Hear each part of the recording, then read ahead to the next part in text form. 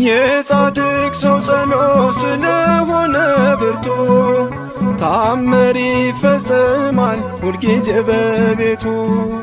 በዓለሙ ናችሁ የምትሰቃዩ ከደጁ ደርሳችሁ ቃል ኪዳኑን እዩ። ኑና ወደ ደጁ ቃል ኪዳኑን እዩ።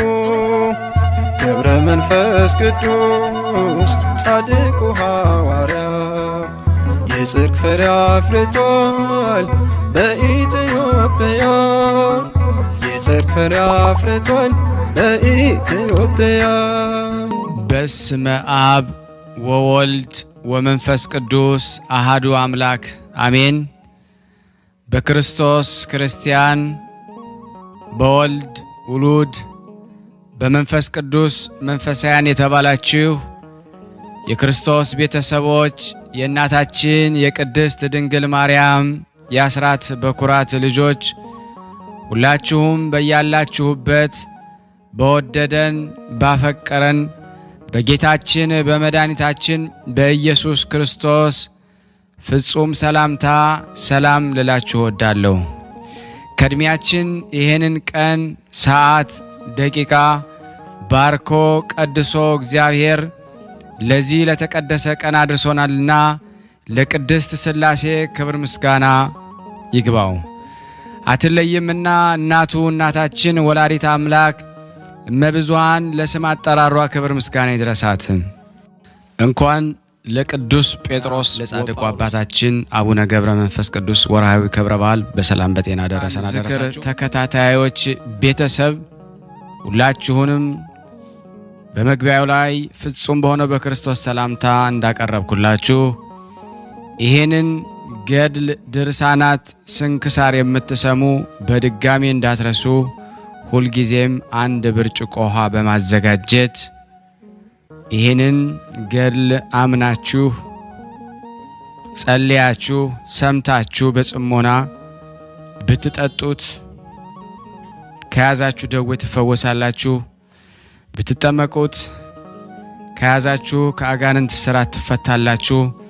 እንደዚሁም በቤታችሁ የተለያየ መንፈስ ቢላክ ወይም ተልኮም ከሆነ ካለም ምትፈትሹበት የምታባረሩበት የምትጠበቁበት ስለሆነ ሁላችሁም ይሄን እንድታደርጉ በቅዱሳኑ ስም ጠይቀብላችሁ እጅግ በጣም ደስ እያለኝና እየበረታው ሲሆን እናንተም ደግሞ በእውነት እንድታበረቱኝ ስለምፈልግ ለሁሉም ምእመናን ሼር በማድረግ ራሳችሁም ላይክ በማድረግ መልካም የሆነውን አስተያየታችሁን በመጻፍ እንደዚሁም ደግሞ ሰብስክራይብ በማድረግ እንድታግዙኝ በእውነት ሁላችሁንም እጠይቃለሁ። የቅዱሳን መታሰቢያ ለበረከት ስለሆነ አንድም ከህይወታቸው አንድም እግዚአብሔር ከሰጣቸው ቃል ኪዳን በረከት ስለምናገኝበት ይሄንን ሁላችሁም እንድታደርጉ በቅዱስ እግዚአብሔር ስም ጠይቃችኋል። በሶስተኛ እንግዲህ አገልግሎታችንን እንድትደግፉልን በተለይ ቴንኪዩ የሚለውን ባተን ስትጫኑ እንግዲህ አገልግሎቱን መደገፍ የምትፈልጉትን ያክል እንድትረዱ ይጠይቃልና በዚሁ አጋጣሚ ብዙ መስራት የምፈልጋቸው ነገሮች ስላሉ በዚህ መልኩ እንድታግዙን ሁላችሁንም ጠይቃለሁ።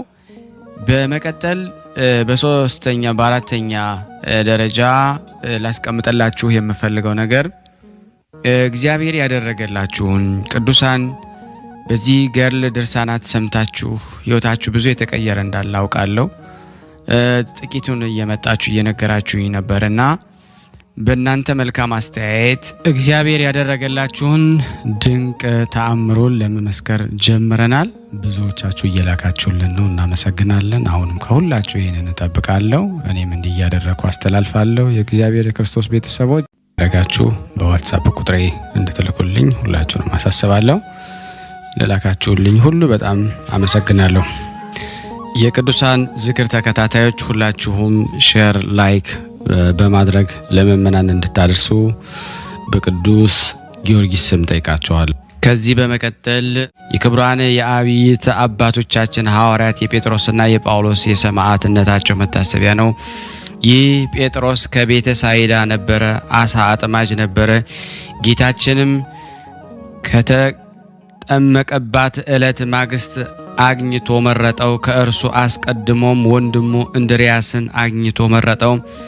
መድኃኒታችንንም እስከ መከራው ጊዜ ሲያገለግለው ኖረ። ፍጹም ሃይማኖትን ለጌታውም ቅንዓትና ፍቅር ነበረው። ስለዚህ በሐዋርያት ሁሉ ላይ አለቃ አድርጎ ሾመው። ጌታችን ሰዎች ማን እንደሚሉት ስለ እርሱ በጠየቃቸው ጊዜ ለሌሎች ኤርምያስ ይሉሃል፣ ወይም ኤልያስ ወይም ከነቢያት አንዱ ነው ይሉሃል አሉት። ጴጥሮስ ግን የሕያው እግዚአብሔር ልጅ ክርስቶስ አንተ ነህ አለ። ጌታችን የሃይማኖትን አለት የቤተ ክርስቲያንንም መሰረት ነህ ብሎ ብፁዕና ሰጠው። የመንግስተ ሰማያትንም መክፈቻ ቁልፍ ሰጥቻለሁ አለው። አጽናኝ የሆነ የመንፈስ ቅዱስንም ጸጋ ከተቀበለ በኋላ ተናጋሪዎች በሆኑ በዚህ ዓለም ተኩላዎች መካከል ገባ። በውስጣቸውም ክብር ይግባውና በጌታችን በኢየሱስ ክርስቶስ ስም ሰበከ። ቁጥር የሌላቸው ብዙዎች አሕዛብን መልሶ የዋሆች ምእመናንን አደረጋቸው። ጌታችን የማይቆጠሩ ታላላቅ ድንቆችና ተአምራቶችን በእጆቹ አደረገ። ጥቅም ያላቸው 3 መልእክቶችን ጽፎ ለምእመናን ላከላቸው። ለማርቆስም ወንጌሉን ተርጉሞ አጽፎታል። ከዚህ በኋላ ወደ ሮሜ ከተማ ገባ።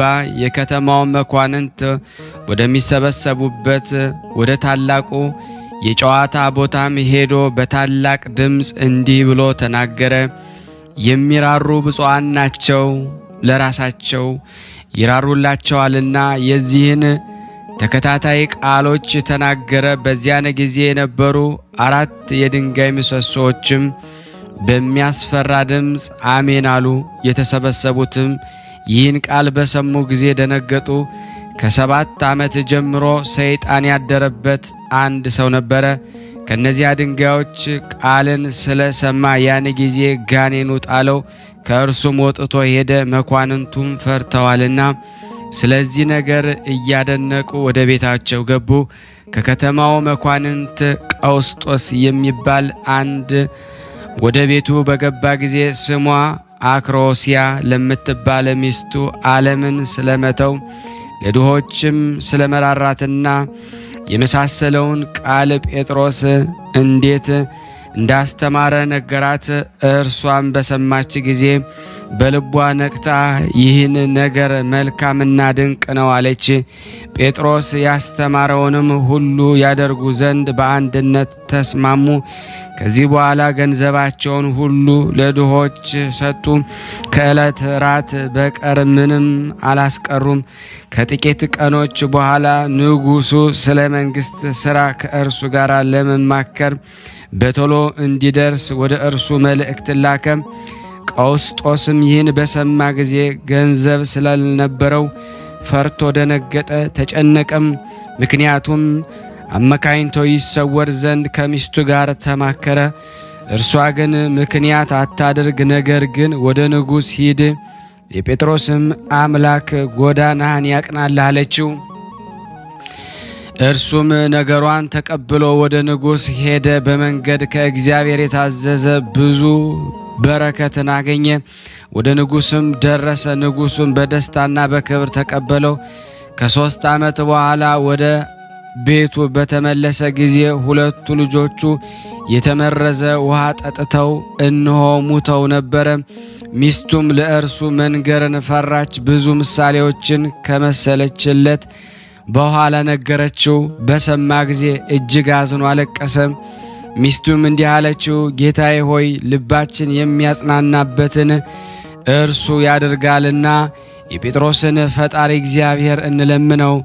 ሊጸልዩም በጀመሩ ጊዜ ቀውስጦስና የአክሮሲያ ሆይ የደቀ መዝሙሬን የጴጥሮስን ቃል ስለሰማችሁና ስለተቀበላችሁት ስለዚህ ልጃችሁን በሕይወታችሁ ሰጣችኋለሁ የሚል ቃልን ከሰማይ ሰሙ። ያን ጊዜ ልጆቻቸው ድነው ተነሱ። ቀውስጦስና ሚስቱም ደስ አላቸው። የተመሰገነ እግዚአብሔር ይመስገን። አሁንም እሊህም ከሞት የተነሱ ልጆች ለቅዱስ ጴጥሮስ ደቀ መዝሙሮች ሆኑ። የአንዱ ስም ቀለሚንጦስ ነው። እርሱም ቅዱስ ጴጥሮስ ያየውንና ጌታችን በሥጋ ወደ ሰማይ በሚያርግ ጊዜ የገለጠለትን ምስጢር ሁሉ የነገረው ነው።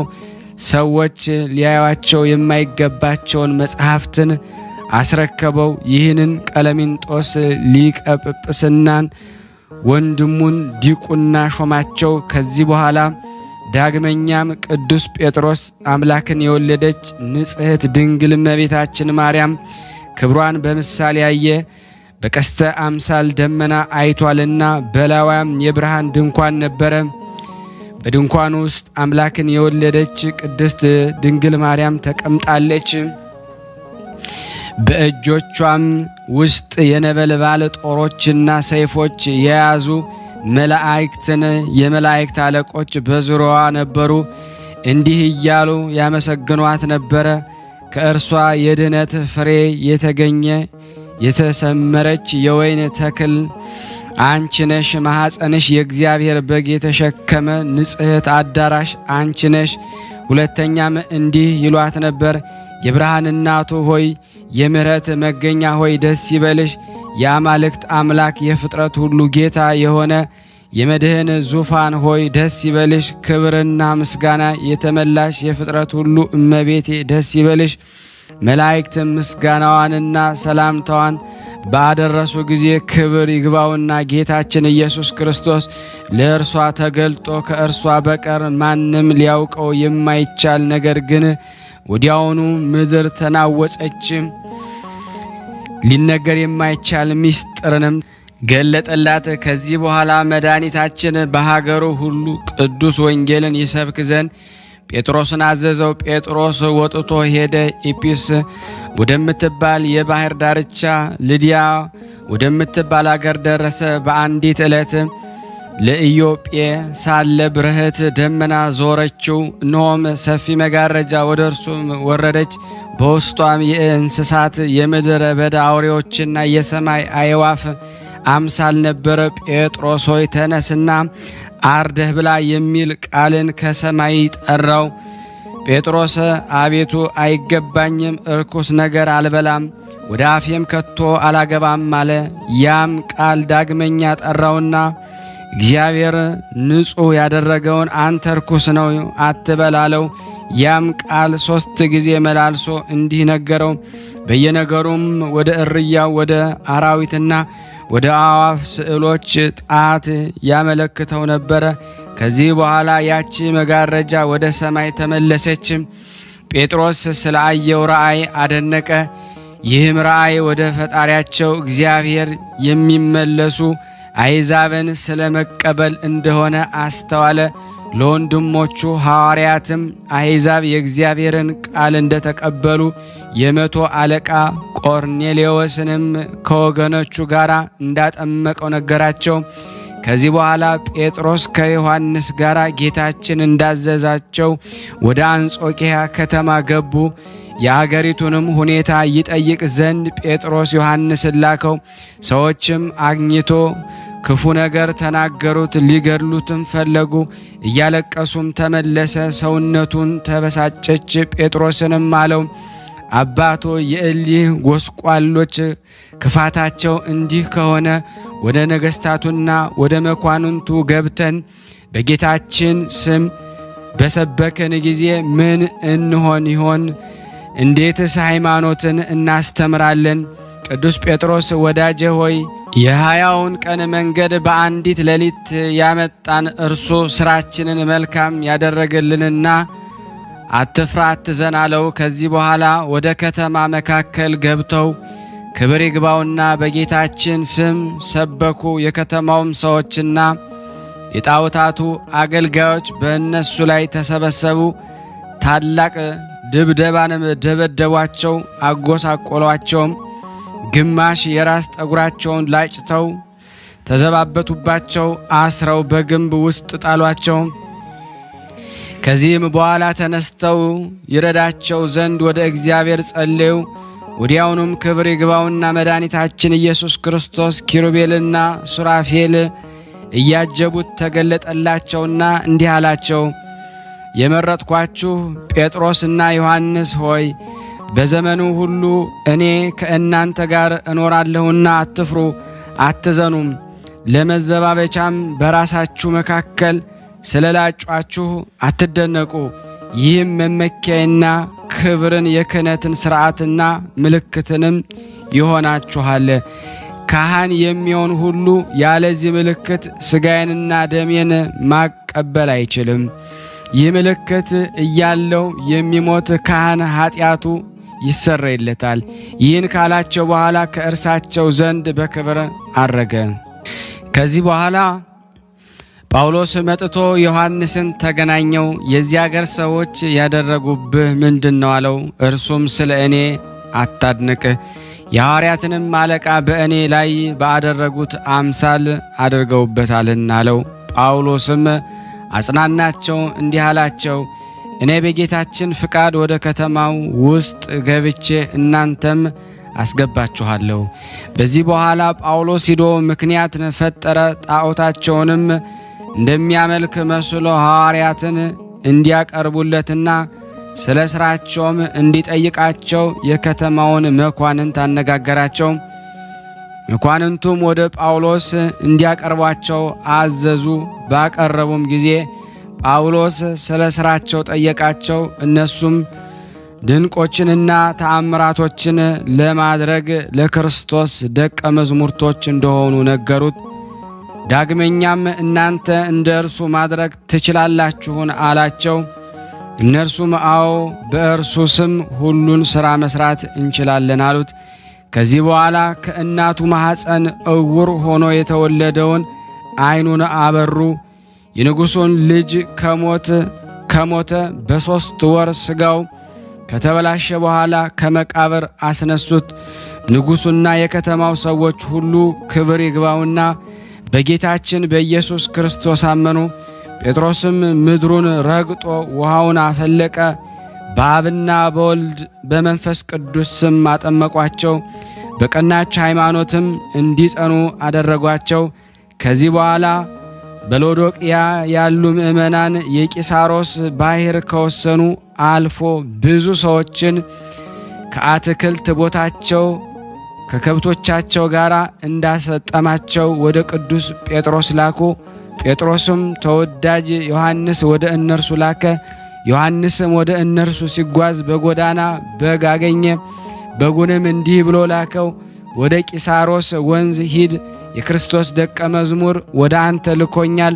ወደ ቀደሞ ወሰንህ ተመልሰ ትገባ ዘንድ አንተ በእግዚአብሔር ቃል የታሰርክ ነህ ብሎሃል በለው። ያን ጊዜ በጉ ሄዶ እንዳዘዘው አደረገ። ወንዙንም ሸሽቶ ወደ ቦታው ተመለሰ። ቁጥር የሌላቸው ብዙዎች የከተማ ሰዎች ይህን አይተው በጌታ አመኑ። ከዚህ በኋላ ቅዱስ ጴጥሮስ አልፎ ወደ ሮሜ ከተማ ገባ። በዚያም ሥራ መሰሪው ሲሞን ተቃወሞ፣ እርሱም ከአየር ላይ አውርዶ ጥሎ አጠፋው። ይህን ድንቅ ሥራ አይተው ብዙዎች ሕዝቦችም አመኑ። የከተማውም ገዢ የአክርጶስ ቁባቶችም የቅዱስ ጴጥሮስን ትምህርት ተቀበሉ። ሌሎች የከበሩ ብዙዎች ሴቶች ትምህርቱን በመቀበል ከባሎቻቸው ርቀው ንጽሕናቸውን ጠበቁ። ስለዚህ ነገር ቅዱስ ጴጥሮስን ሊገድሉት የሮሜ መኳንን ተማከሩ። የአልታቢዮስ ሚስትም እንዳይገድሉት ከሮሜ ከተማ ወጥቶ እንዲሄድ ወደ ቅዱስ ጴጥሮስ ላከች። ምእመናንም ወንድሞች ውጣ አሉት። እርሱም ቃላቸውን ተቀበለ። ትጥቁንም ለውጦ ከከተማ ወጣ። በሚመጣበትም ጊዜ መስቀል ተሸክሞ ወደ ከተማ ሲገባ ጌታችን አገኘውና አቤቱ ጌታዬ ወዴት ትሄዳለህ አለው። ጌታም ልሰቀል ወደ ሮሜ ከተማ ሄዳለሁ ብሎ መለሰ። ቅዱስ ጴጥሮስ አቤቱ ዳግመኛ ትሰቀላለህን አለው። ያን ጊዜ ጎልማሳ ሳለህ ወገብህን በገዛ እጅህ ታጥቀ ወደ ወደድከው ትሄዳለህ። በሸመገልክ ጊዜ ግን እጅህን ታነሳና ሌላ ያስታጥቀሃል፣ ወደማትወደው ይወስዳል ያለውን የጌታችን ቃል አሰበ አስተዋለም። ያን ጊዜ ወደ ከተማው ተመልሶ ክብር ይግባውና ከጌታችን ከኢየሱስ ክርስቶስ የሆነውን ለወንድሞቹ ነገራቸው። እነሱም እጅግ አዘኑ። ንጉሥ ኔሮንም ቅዱስ ጴጥሮስን እንዲሰቅሉ ታዘዘ። ሲሰቅሉትም ባዩት ጊዜ ወታደሮችን እንዲህ ብሎ ለመናቸው። የክብር ጌታችን ጌታ ኢየሱስ ክርስቶስ ወደ ላይ ሆኖ ስለተሰቀለ እኔ ቁልቁል ልሰቀል ይገባኛል። ወዲያውኑም እንደነገራቸው ሰቀሉት። ተሰቅሎ ሰላም ለምእመናን የሕይወትን ቃል አስተማራቸው። በቀናች ሃይማኖትም እንዲጸኑ አዘዛቸው። ከዚህ በኋላ ነፍሱን በእግዚአብሔር እጅ ሰጠ። ለእግዚአብሔር ምስጋና ይሁን። እኛንም በአባታችን በቅዱስ ጴጥሮስ ጸሎት ይማረን። በረከቱ ከኔና ከናንተ ከሁላችን ሕዝበ ክርስቲያን ላይ ጸንቶ በእውነት ለዘላለሙ ይኑር አሜን። ያለ ሐሰት በዚች ቀን ዳግመኛም ልሳነ ዕረፍት የክርስቶስ አንደበት የእውቀት አዘቅት የቤተ ክርስቲያን መብራት የቅዱስ ሐዋርያ ጳውሎስ የሰማዕትነቱ መታሰቢያ ነው። እንደ ስሙ ትርጓሜ መሪ፣ አመስጋኝ፣ ወደብ ጸጥታ ነው። ይህ ጳውሎስ አስቀድሞ በክርስቶስ ያመኑትን የሚያሳድድ ነበረ። እርሱም ከብንያም ወገን የፋሪሳዊ ልጅ ወላጆች ሳውል ብለው ስም አወጡለት። ትርጓሜውም ስጦታ ማለት ነው። ቁመቱ ቀጥ ያለ፣ መልኩ ያማረ፣ ፊቱ ብሩህ፣ ቅላቱ እንደ ሮማን ቅርፍት ደበብ ያለ፣ ዓይኑም የተኳለ የሚመስል፣ አፍንጫውም ቀይ ያለ፣ ሸንጎበታም ጉንጭ እንደ ጽጌረዳ ነበረ። እርሱም ሕግ ኦሪትን አዋቂ ነበረ። ለሕግም ቀናተኛ ሆኖ ምእመናንን አሳዳጅ ነበረ። ወደ ሊቀ ካህናቱም ሄዶ በመንገድ የሚያገኘውን ሰው ቢኖር ወንዶችንና ሴቶችን እንደታሰሩ ወደ ኢየሩሳሌም ይመልሳቸው ዘንድ ለደማስቆ ከተማና ለምኩራቦች የፈቃድ ደብዳቤ ለመነ። ሲሄድም ወደ ደማስቆ ከተማ አቅራቢያ በደረሰ ጊዜ ድንገት ከሰማይ መብረቅ ብልጭታ አለበት፣ በምድር ላይም ወደቀ። ወዲያውም ሳውል ሳውል ለምን ታሳድደኛለህ የሚልን ቃልን ሰማ። ሳውልም አቤቱ አንተ ማነህ አለው። አንተ የምታሳድደኝ የናዝሬቱ ኢየሱስ ነኝ። በሾላው ብረት ላይ ብትረግጥ አንተን ይጎዳሃል አለው። የተንቀጠቀጠም አደነቀ። አቤቱ ምን እንዳደርግ ትሻለህ አለው። ጌታም ተነስና ወደ ከተማ ግባ፣ ልታደርገው የሚገባህን ከዚያ ይነግሩሃል አለው። ከእርሱ ጋር ቆመው የነበሩ ሰዎች ንግግሩን ይሰሙ ነበረ፣ ነገር ግን የሚያዩት አልነበረም። ሳውልም ከምድር ተነሳ፣ ዓይኖቹም ተገልጠው ሳሉ አያዩም ነበረ። እየመሩም ወደ ደማስቆ አስገቡት። በዚያም ሳይበላና ሳይጠጣ 3 ቀን ሰነበተ። በዚያም በደማስቆ ከተማ ከደቀ መዝሙርቱ ወገን ሐናንያ የሚባል አንድ ሰው ነበረ። ጌታም በራእይ ተገለጠለትና ሐናንያ ብሎ ጠራው። እርሱም አቤቱ ጌታዬ እነሆኛለሁ አለ። ጌታም ተነስና ቀጥተኛ ወደምትባለው መንገድ ሂድ፣ በይሁዳ ቤትም ጠርሴስ ከሚባል አገር የመጣ ሳውል የሚባል ሰው ፈልግ፣ እርሱ አሁን ይጸልያልና አለው። ሐናንያ ግን መልሶ እንዲህ አለ፣ አቤቱ ለዚህ ሰው በኢየሩሳሌም በቅዱሳኖች ላይ የሚያደርገውን ክፉ ነገር ሁሉ ከብዙ ሰዎች ሰምቻለሁ። ወደዚህም ከካህናቱ አለቃ አስፈቅዶ የመጣ ስምህን የሚጠሩትን ሁሉ ሊያስር ነው። ጌታችም ተነሳና ሂድ፣ በአሕዛብና በነገሥታት በእስራኤልም ልጆች ፊት ስሜን ይሸከም ዘንድ ለእኔ የተመረጠ ዕቃ አድርጌዋለሁና እኔም ስለ ስሜ መከራ ይቀበል ዘንድ እንዳለው አሳየው። ያን ጊዜም ሐናንያ ሄዶ ወደ ቤትም ገባ። ወንድሜ ሳውል በመንገድ ስትመጣ የታየ ጌታችን ኢየሱስ ክርስቶስ ታይ ዘንድ የመንፈስ ቅዱስ ጸጋ ይሞላብህ ዘንድ ወደ አንተ ልኮኛልና አለው። ያን ጊዜም የሸረሪት ድር የመሰለ ከዓይኖቹ ላይ ተገፎ ወደቀ። ዓይኖቹም ተገለጡ። ወዲያውም አየ። ተነስቶም ተጠመቀ። እህልም በልቶ በረታ። ከደቀ መዝሙርቱም ጋር በደማስቆ ጥቂት ቀን ሰነበተ። በዚያን ጊዜ የእግዚአብሔር ልጅ ነው ብሎ ስለ ኢየሱስ ክርስቶስ ሰበከ፣ አስተማረም። የሰሙትን ሁሉ አደነቁ፣ እንዲህ አሉ፣ በኢየሩሳሌም ይህን ስም የሚጠሩትን ሁሉ ያሳደድ የነበረ ይህ አልነበረም? ወደዚህስ የመጣው እያሰረ ወደ ሊቀ ካህናቱ ሊወስዳቸው አይደለምን? አጽናኝ መንፈስ ቅዱስ አደረበት፣ እውነተኛውን ሃይማኖትም ግልጽ አድርጎ አስተማረው። ለኦሪት ሕግ የሚቀና እንደነበረ እንዲህ ክብር ይግባውና ጌታችን ኢየሱስ ክርስቶስ ለሰራት ሕግ ወንጌል ጽፎ ድርብ ቅንዓትን የሚቀና ሆነ። ከዚህ በኋላ በአገሮች ሁሉ ዞሮ ሰበከ። ጌታችን ስም ሰበከ። ድንቆችንና ተአምራትን አደረገ። ቁጥር የሌላቸው ብዙዎች አሕዛብን አሳመናቸው። ነገር ግን ብዙ ጊዜ በመገረፍ በመደብደብና በመታሰር ብዙ መከራ ደረሰበት። መከራውን ሁሉ ታግሶ በሁሉ ቦታ ዙሮ አስተማረ። በሐዋርያት ሥራ መጽሐፍ እንደተጻፈ የእግዚአብሔር ሥራ ሲሰራ ሲጾምና ሲጸልይ መንፈስ ቅዱስ እኔ እነርሱን ለመረጥኩለት ሥራ ሳውልንና ባርናባስን ለዩልኝ አላቸው። ከዚህ በኋላ ጾመውና ጸልየው እጃቸውንም በራሳቸው ላይ ጭኖ ሾሟቸው። ከመንፈስ ቅዱስ ሹመው ወደ ሴሌዎቅያ ወረዱ። በደሴቱም ሁሉ ሲዘዋወሩ ጳፍ ወደምትባል አገር ደረሱ። በዚያም ሐሰተኛ ነቢይ የሆነ ስሙ በርያሱስ የሚባል አንድ ሥራየኛ አይሁዳዊ ሰው አገኙ። እርሱም ሰርጊዮስ ጳውሎስ ከሚባል ብልህ ሰው ከሆነ አገረ ገዢ ዘንድ የነበረ ነው። የእግዚአብሔር ቃል ሊሰማ ወዶ በርናባስንና ሳውልን ጠራቸው። የስሙ ትርጓሜ እንዲህ ነበርና ኤልማስ የሚሉት ያ ሥራየኛ ሰው ይከራከራቸው ነበረ። ገዢውንም ማመንን ሊከለክለው ወዶ ነበር። ጳውሎስ በተባለው ሳውል ላይ መንፈስ ቅዱስ መላበት። አተኩሮም ተመለከተው። ኃጢአትንና ክፋትን ሁሉ የተመላ የሰይጣን ልጅ የጽድቅ ሁሉ ጠላት ሆይ የቀናውን የእግዚአብሔርን መንገድ እያጣመምክ ተው ብትባል እምቢ አልህ። እነሆ አሁን የእግዚአብሔር እጅ በአንተ ላይ ተቃጥታለች፣ ትታወራለህ፣ እስከ ዕድሜ ልክህም ፀሐይን አታይም አለው። ወዲያውኑም ታወረ፣ ጨለማም ዋጠው። የሚመራውንም ፈለገ። አገረ ገዡም የሆነውን አይቶ ደነገጠ፣ በጌታችንም አመነ።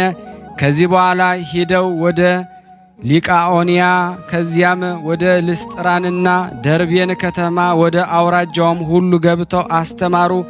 በልስጥራን ከተማም ከእናቱ ማኅፀን ጀምሮ እግሩ ልምሾ የሆነ አንድ ሰው ነበረ። ተቀምጦ ይኖር ነበረ እንጂ ልምሾ ከሆነ ጀምሮ ቁሞ አልሄደም። ጳውሎስንም ሲያስተምር አደመጠው። ጳውሎስም ተመልክቶ ሃይማኖት እንዳለው እንደሚድንም ተረዳ። ድምፁንም ከፍ አድርጎ በጌታችን በኢየሱስ ክርስቶስ ስም ተነስና ቀጥ ብለህ ቁም አለው። ወዲያውኑም ተነስቶ ሄደ። አሕዛብም ጳውሎስ ያደረገውን አይተው በጌታችን አመኑ። እርሱም በዚያ ሳለ አይሁድ ከአንጾኪያ ከኢቆንያ መጥተው ልባቸውን እንዲያስጨክኑባቸው አሕዛብንም አባበሏቸው። ጳውሎስንም በድንጋይ ደበደቡት፣ ጎትተው ወደ ውጭም አወጡት። በማግስቱም ከበርናባስ ጋር ወደ ቤን ከተማ ሄዱ። በዚያችም ከተማ አስተማሩ። ብዙ አሕዛብን ወደ ሃይማኖት አስገቡ። ለቤተ ክርስቲያን ቀሳውስትን ሾሟቸው። ከዚያም ወደ መቄዶንያ አልፈው ሄዱ። ጋኔን ሟርት የሚሰራት አንዲት ልጅ አገኙ። ከመታገኘው ዋጋ ለጌቶች ብዙ ትሩፋትን ታስገባ ነበረ። እነዚህም ሰዎች የልዑል እግዚአብሔር አገልጋዮች ናቸው፣ የሕይወትን መንገድ ያስተምሯቸው ብላ እየጮኸች ከጳውሎስ ጋር ተከተለች። ብዙ ቀንም እንዲህ ታደርግ ነበር። ጳውሎስ አሳዘነችው። መለስ ብሎ መንፈስ ርኩስ በጌታ በኢየሱስ ክርስቶስም እንድትወጣ አዝዣለሁ አለው። ወዲያውንም ተዋት። ከዚህ በኋላ ሐለብ ከሚባል አገር ደረሰ። የጢሞቴዎስንም እናት ስሟ በድሮንያን ከሞት አስነሳት። በዚያም ያዙት። ለዚያች አገር ጣዖት ሊሰውት ወደው የሚነድ እሳት ውስጥ ጨመሩት። ስለ እነርሱም እየማለደ እጆቹን በመስቀል ምልክት አምሳል ዘረጋ። አሕዛብን በአዩት ጊዜ ስለዚህ ድንቅ ሥራ አደነቁ። ከእሳት መካከልም እንዲወጣ ማለዱት። ምንም ሳይነካም ወጣ። ሰገዱለትም። ክብር ይግባውና በጌታችንም አመኑ። የአገሩ ሹም አርስጦስም አመነ። 7ቱ የጣዖት ካህናቶች ግን ሸሽተው ተሰወሩ። ቅዱስ ጳውሎስ በጭላት አምሳል የተቀረጸውን ምስል ጠራው። ምስሉም በአንበሳም ምሳሌ መጥቶ በምኩራቡ መካከል በጳውሎስ ፊት ቆመ። ቅዱስ ጳውሎስ የሚያመልኩ ካህናቶች ወዴት አሉ አለው። አንበሳውም ያሉበትን እስክነግርህ ድረስ ጌታዬ ጥቂት ታገሰኝ አለው። ካህናቱም ወደ ተሸሸጉበት ሄዶ አንዱን አንገቱን በአፉ ይዞ እየጎተተ አምጥቶ እንደ በድን በአደባባይ መካከል ጣለው። 7ቱንም እንዲህ እያንዳንዱን እየጎተተ አመጣቸው። ሕዝቡም ሊገድሏቸው ወደዱ። ጳውሎስ ዛሬ በዚች ከተማ ማዳን እንጂ መግደል አይገባም አለ። ስለዚህ ከዚህ ሁሉንም አጠመቃቸው፣ ሃይማኖትንም አስተማራቸው። ያንንም አንበሳ የሆነ የጭላት ምስል አንበሳ ሆይ አትፍራ፣ ስለ አገለገልከኝ እስከምሻህ ድረስ ኑረህ በበረሃ ይሁን አለው።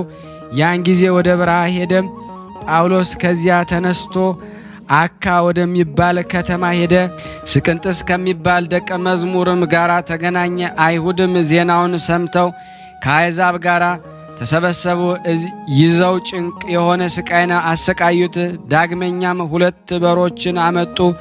ከስቅንጥስ ጋር አስረው በከተማው ጥጋጥግ በስለታማ ድንጋይ ላይ አስጎተቷቸው።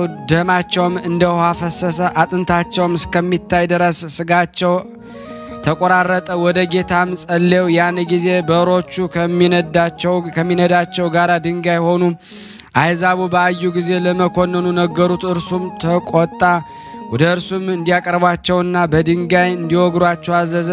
በቅዱስ ጳውሎስ ላይ እጅግ ተቆጥቶ አንተ የእስራኤል ሰው እነሆ አሰቃይሃለሁ አለው። በበሬ ቅርጽ የተሰሩ 2 የናስ ቀፎዎችንም ያመጡ ዘንድ አዘዘ። ዝፍት፣ ሙጫና ድኝ አምጥተው በውጭ ቀላቅለው 2ቱንም የናስ ቀፎዎች በውጭም ቀቧቸው። ሐዋርያትን በውስጥ ጨምረው በእሳት ምድጃ ውስጥ አስገቧቸው። 3 መዓልትና 3 ሌሊት እሳት አነደዱባቸው። መድኃኒታችን ክርስቶስ ከመላእክቶች ጋር መጣ። እሳቱንም ከዚያ ፈልሶ ወደ ከተማው ውስጥ ገብቶ የከተማውን ሰዎች ሁሉ እንዲከባቸው አደረገው። በተጨነቁ ጊዜ ጮኹ፣ አለቀሱ። መዳንን ከፈለጋችሁ ፈጥናችሁ በአደባባይ በአንድነት ተሰብሰቡ የሚል ቃል ከሰማይ ጠራቸው። ጳውሎስ ወደ በረሃ አሰናብቶ የነበረውን አንበሳ መጣ። ጳውሎስ በስሙ በሚያስተምርበት ክብር ይግባውና በጌታችን በኢየሱስ ክርስቶስ እመኑ እያለ ጮኸ። ከዚህ በኋላ ወደ እሳቱ ምድጃ ተመልሶ ጳውሎስንና ስቅንጥስን ከእሳቱ ውስጥ ውጡ ማላቸው። ያን ጊዜም የራሳቸውን ጠጉር እንኳ ሳይቀነብር ወጡ። በላያቸው ላይ የቃጠሎ ሽታም የለም። ይህን ድንቅ ሥራ አይተው በጌታችን በናዝሬቱ በኢየሱስ ክርስቶስ እናምናለን እያሉ ጮኸው። ከዚህ በኋላ በአብ በወልድ በመንፈስ ቅዱስም አጠመቋቸው።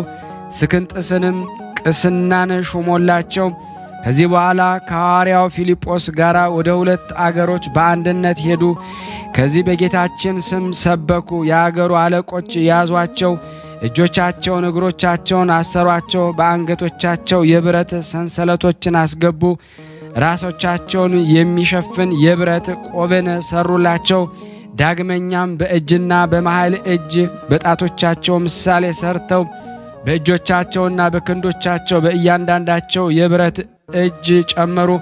ከብረቶችም ጋር ቸነከሯቸው።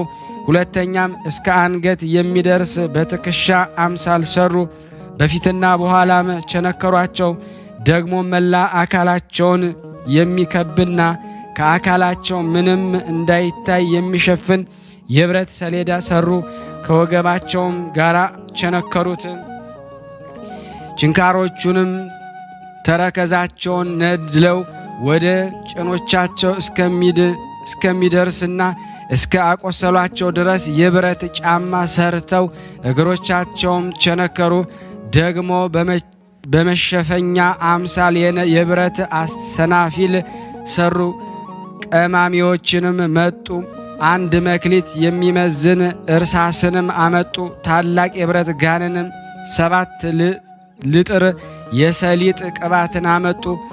ስቡንና አደሮን ማሩን የእሳቱን ኃይል አብዝቶ የሚያነደውን ቅመሙን ከሙጫውና ከድኙ ጋር ቀላቀሉ። ከዋርካና ከቁልቋል ከቅንጭብም ደም 7 ልጥር አንድ የወይን አረግንና ቅባት ያላቸውን እንጨቶችን ሁሉ አመጡ። በጋን ውስጥ ያበሰሉትን ያማሙትንም ልዩ ልዩ ቅመማ ቅመም አምጥተው ከስጋቸው ጋር እስከሚጣበቅ በቅዱሳን ሐዋርያት ስጋ ላይ ባሉት ሰሌዳዎች ውስጥ ጨመሩት። ከእግራቸው እስከ ራሳቸው ከፍ ከፍ እስከሚል ድረስ በእሳት ያቀለጡትን ያንን እርሳስ ጨመሩ። ርዝመቱ 15 ክንድ በሆነ ወፍራም የጥድ ምሰሶ ላይም አቆሟቸውና ከበታቸውን ፍሬ በሌለው በወይን ሐረግና በተልባ እሳቱን አቀጣጥለው አነደዱ። የእሳቱ ነበልባልም ከስጋቸው በላይ ከፍ ከፍ አለ። ሐዋርያት ግን ወደ እግዚአብሔር ይጸልዩ ነበረ። ከመኳንንቱም በአንዱ ልብ ርኅራኄን አሳደረና እንዲፈቷቸው አዞ ፈቷቸው። በፈቷቸውና ሰሌዳውን ከስጋቸው ላይ ባስወገዱ ጊዜ ቆዳቸው ገፈፈና ከብረቱ ሰሌዳዎች ጋር ወጣ። ብዙ ደምም ከስጋቸው ፈሰሰ። ሰይጣንም በከተማው ውስጥ ሰዎች ልብ አደረና ሐዋርያትን ወደ እሳት ውስጥ መለሷቸው። ያን ጊዜ ጌታችን ወርዶ የእሳቱን ነበልባል አጠፋው። ዝናምንም የተመላች ብርት ደመናም መጥታ ቅዱሳን ሐዋርያትን ከበበቻቸው። በዚያች አገር አንድ ጊዜ በድንጋይ በመውገር አንድ ጊዜም በፍላጻ በመነደፍ ብዙ ተሰቃዩ። ከዚህ በኋላ ሙታንን በአነሱ ጊዜ የከተማው ሰዎች ሁሉ አመኑ፣ አጠመቋቸውም። ቤተ ክርስቲያንም ሰሩላቸው፣ ካህናትን ሾሙላቸው። በቀናች ሃይማኖትን እስቲጸኑ አስተማሯቸው። ከዚያም ወጥተው ጌታችን ወደ አዘዛቸው ወደ ሌላ አገር ሄዱ። ክብር ይግባውና ጌታችን ኢየሱስ ክርስቶስ ለጳውሎስ ተገለጸለትና የመረጥኩ ጳውሎስ ሆይ ሰላም ላንተ ይሁን። መታሰቢያን የሚያደርገውን በስምህ ቤተ ክርስቲያን የሚሠራውንና በውስጧም የሚጸልየውን ስለትንና መባአን የሚሰጠውን መታሰቢያንም ቀን ለድሆችም የሚመጸውተውን ሁሉ ከአንተ ጋር በመንግሥተ ሰማያት አኖራቸዋለሁ አለው። በስምህ የታነጹትን አብያተ ክርስቲያናትን መልእክቶችንም እንዲጠብቋቸው አደርጋቸዋለሁ። ብዙ ቃል ኪዳን ሰጠው። በመለኮታዊ አፉን ሳመውና ከእርሱ ዘንድ ወደ ሰማይ በክብር አረገ። ከዚህ በኋላ እልዋሪቆን ወደምትባል ታላቅ አገር እስከሚደርስ በብዙ አገሮች ውስጥ ተመላለሰ። በዚያም የብርሃን እናት እመቤታችን ቅድስት ድንግል ማርያም ተገለጸችለት፣ አረጋጋቸው፣ ረዳችውም። በመጋቢት 29 እንደ ጻፍነው የአገሩን ሰዎች እንዲያጠምቃቸውና እንዲያስተምራቸውም አዘዛቸው። ከዚህ በኋላ ወደ ሮሜ ከተማ ገብቶ በውስጧ ሰበከ። በስብከቱም ብዙ ሰዎችን አምነው የክርስትናን ጥምቀትን አጠመቃቸው። የመጽሐፍትንና የታወቁ 14 መልእክቶችን ጻፈ። የመጀመሪያው መልእክቱ ለሮሜ የተጻፈችው ናት። መልካም ሩጫውንም ከፈጸመ በኋላ ንጉሥ ኔሮን ይዞ ጽኑ ስቃይን አሰቃየው። ራሱንም በሰይፍ እንዲቆርጡት ለሰያፊ ሰጠው። ከሰያፊው ጋር አልፎ ሲሄድ ከንጉሡ ኔሮን ዘመዶች ወገን የሆነች አንዲት ብላቴና አገኘችው። እርሷም ክብር ይግባውና በጌታችን ያመነች ነበረች። ስለ እርሷ አለቀሰች። እርሱ ግን መጎናጸፊያሽን ስጭኝና እኔም ዛሬ እመልስልሻለሁ አላት። እርሷም መጎናጸፊያዋን ሰጠችውና ራስ ወደ ሚቆረጥበት ቦታ ሄደ። ለሰያፊውም ራሱን ባዘነበለ ጊዜ በመጎናጸፊያዋ ፊቱን ሸፈነ። ሰያፊውም የቅዱስ ጳውሎስን ራስ ቆርጦ በዚያች ብላቴና መጎናጸፊያ እንደተሸፈነ ጣለው። ሰያፊውም ጳውሎስን እንደገደለው ለንጉሥ ሊነግረው በተመለሰ ጊዜ ያች ብላቴና አገኘችው። ያ ጳውሎስ ወዴት አላለችው? ራስ በሚቆረጥበት ቦታ ወድቋል፣ ራሱም በመጎናጸፊያሽ ተሸፍኗል አላት። እርሷም እንዲህ ብላ መለሰችለት፣ ዋሽተሃል። እነሆ ጴጥሮስና ጳውሎስ በእኔ ዘንድ አልፈው ሄዱ። እነርሱም የመንግሥት ልብሶችን ለብሰዋል፣ በራሳቸውም ላይ በዕንቁ የተጌጡ ዓይንን የሚዘበዝቡ አክሊላትን አድርገዋል። መጎናጸፊያዋንም ሰጡኝ። እርሷም እነኋት ተመልከት ብላ ለዚያ ሰያፍ ያሳየችው። ከእርሱ ጋር ለነበሩት አሳየቻቸው፣ አይተውም አደነቁ። ስለዚህ ክብር ይግባውና በጌታ በኢየሱስ ክርስቶስ አመኑ። የዚህ ሐዋርያ ጳውሎስ ታምራቶች ቁጥር የሌላቸው እጅግ የበዙ ናቸው።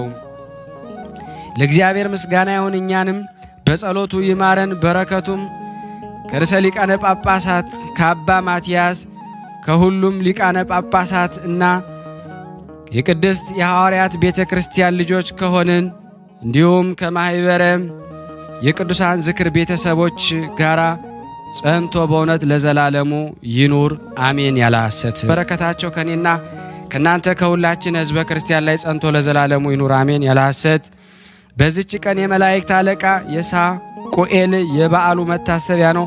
አማላጅነቱ ከኔና ከናንተ ከሁላችን ከሕዝበ ክርስቲያን ላይ ጸንቶ በእውነት ለዘላለሙ ይኑር አሜን። የቀረብነውን ጸሎት ልመናችን እግዚአብሔር ይቀበለን እንደ ቸርነቱ ነው እንጂ እንደኛ ኃጢአት ብዛት አይሁን። ለሀገራችንም ሰላሙን፣ ፍቅሩን፣ አንድነቱን እግዚአብሔር ይመልስልን። ሁላችንም በያለንበት ይጠብቀን፣ ከቅዱሳኑ በረከት ያሳትፈን። ታመው በሆስፒታል፣ ታመው በቤታቸው፣ ታመው በጸበል ስፍራ፣ ጥያቄ አጣው በመንገድ በስደት ዓለም ያሉትን ሕሙማኑን ሁሉ በቅዱሳኑ ስም ይፈውስልን። ለታሰሩትም ታስረው በኢትዮጵያ ታስረው በሳውዲ አረቢያ በተለያየ ዓለማት ያሉትን ሁሉ እግዚአብሔር ያስፈታልን፣ ማህበራችንን ይጠብቅልን።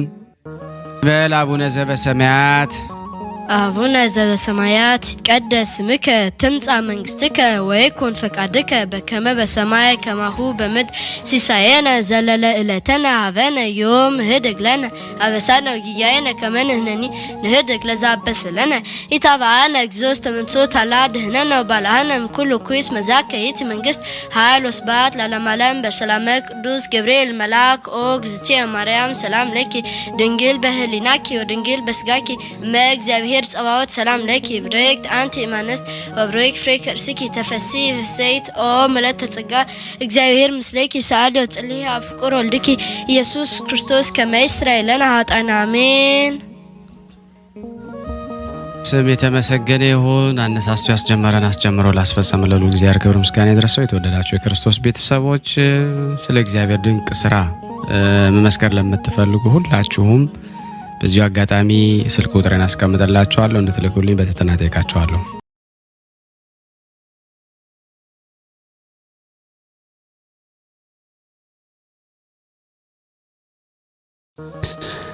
በስመ አብ ወወልድ ወመንፈስ ቅዱስ አሃዱ አምላክ አሜን።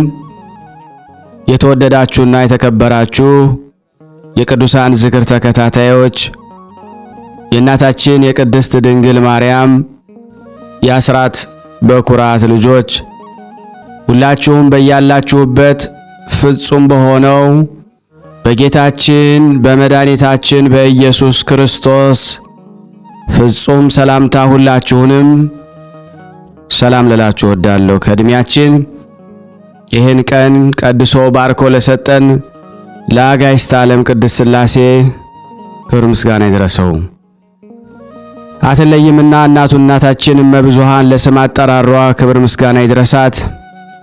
እግዚአብሔር ቢወድ እግዚአብሔር ቢፈቅድ የጻድቁን አባታችን አቡነ ገብረ መንፈስ ቅዱስ የእሳቸውን መልክ አደርሳለሁ። እግዚአብሔር ለኔ ማንበብን ስልጣን ይስጠኝ።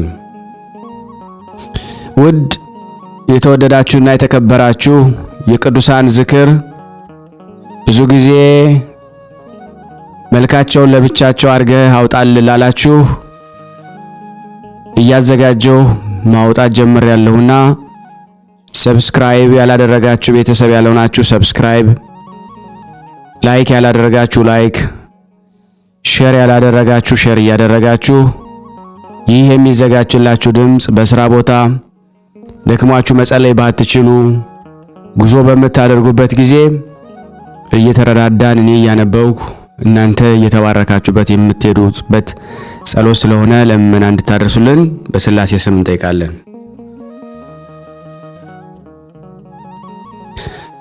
ሰላም ለጽንሰትከ ገብረ መንፈስ ቅዱስ ሆይ በብስራተ መልአክ ለተጸነስከው መጸነስህና በወርሃ ታኅሳስ ለተወለድከው ልደትህ ሰላም እላለሁ። ክቡር አባት ሆይ ስለ ዓለሙ መድኃኒት ኢየሱስ ክርስቶስ ስለ ጌትነቱ ልደት ተርሴስ ግብር እንደገበረ እኔም ፍጹም ልባዊ የሆነ የእጅ መንሻ ወርቅ አቀርብልሃለሁ።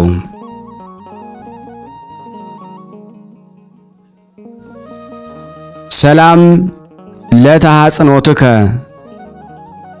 የቤተ ክርስቲያን መብራት ፋና የሆንክ ገብረ መንፈስ ቅዱስ ሆይ የተመረጠች የክብርት እናትህና የእናትህን ጡት ባለመጥባት በመንፈስ ቅዱስ እንክብካቤ ስላደግከው አስተዳደግህ ሰላም እላለሁ። ክቡር አባት ሆይ ጠንካራው የጽድቅ ክንድህ ደግፈህ ያዘኝ። እጅግ ጥልቅ የሆነ የፍትወት ሥጋ ጉድጓድ ልትጨምረኝ ዓለም በፊቴ ወጥመዷን አጥመዳለችና።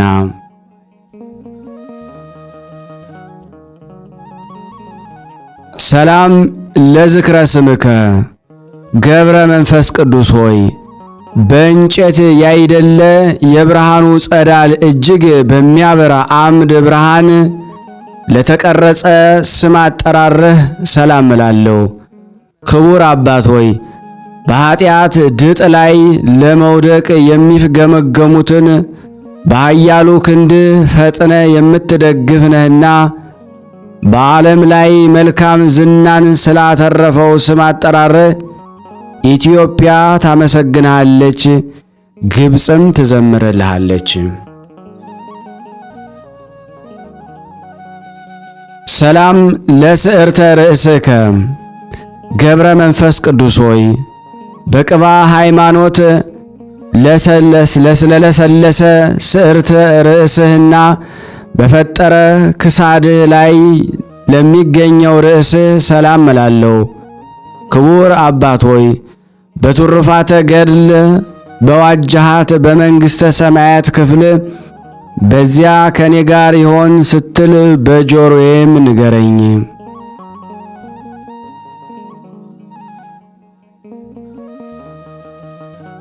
ሰላም ለገጽከ ዘያበርህ ምስባአቲ ገብረ መንፈስ ቅዱስ ሆይ በምልአት ላይ ሰልጥኖ ከሚያበራ ፀሐይ ይልቅ 7 እጅ ለሚያበራው ስነ ገጽህ ሰላም እላለሁ። ክቡር አባት ሆይ ምጽዋትን እንደ ዘር የምትዘራ ለጋስ ባለጸጋ ነህና ሙሽራው ድንገት በሌሊት በመጣ ጊዜ ካንተ ጋር መብራት አብርቼ እቀበል ዘንድ ከትሩፋት ገድልህ የመብራት ዘይት አካፍለህ ስጠኝ።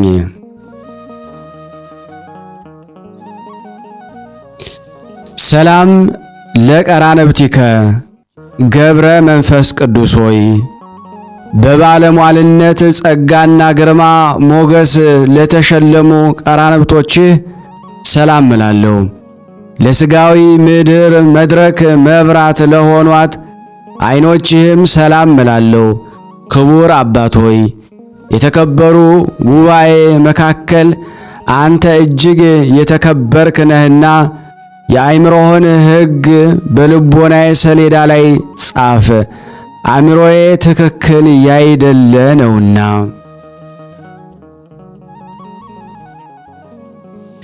ሰላም ለአእዛኒከ ገብረ መንፈስ ቅዱስ ሆይ በሐዘን ላይ ያለውን ጸሎትና በትካዜ ላይ የምትገኘውን ሴት የልመና ቃል በቅጽፈት ለሚሰሙ አእዛኖችህ ሰላም እላለሁ። ክቡር አባት ሆይ ልዩ ልዩ ተአምራትን ከማድረግ ጋር መሐሪ እንደመሆን ሁሉ ሁሉን የምትረዳ የተለያዩ ስጦታን የምትሰጥ ስትሆን በእኔ ዘንድ ልቦናህን ሰላምን ጨምርልኝ።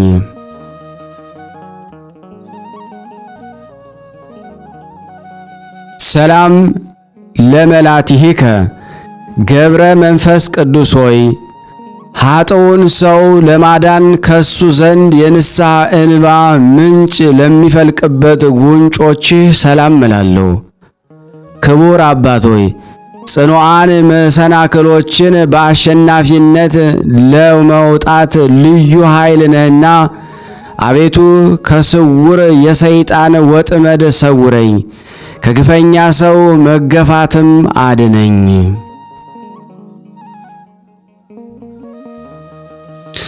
ሰላም ለአእናፊከ ገብረ መንፈስ ቅዱስ ሆይ የወርቅ የዕንቁ ይልቅ ንጹሕ ድንግልናዋ የሚያንጸባርቀው የድንግል ማርያምን ንጽሐ ድንግልና ገና በሩቅ ለሚያሻትቱ አእናፎችህ ሰላም እላለሁ።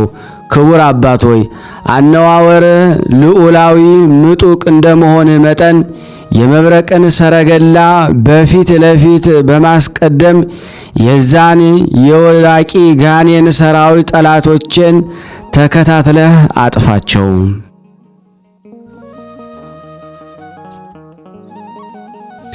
ሰላም ለከናፍሬከ ገብረ መንፈስ ቅዱስ ሆይ ከስነ ሥርዓት ውጭ ላለመናገር ተጠብቆ ለመኖር ሕግን ላቋቋሙ ከናፍርህና አፍህ ሰላም እላለሁ። ክቡር አባት ሆይ ምግባረ ሰናይን አጠናቀህ የያዝክ ፍጹም መነኮስ አንተ ያለ እህል ውሃ ተጋድሎን ስታካሄድ ተመልክታ የነበርክባት ገዳም ወይም ጭው ያለችው በረሃ ትዕግሥትህን ፈጽማ አደነቀች።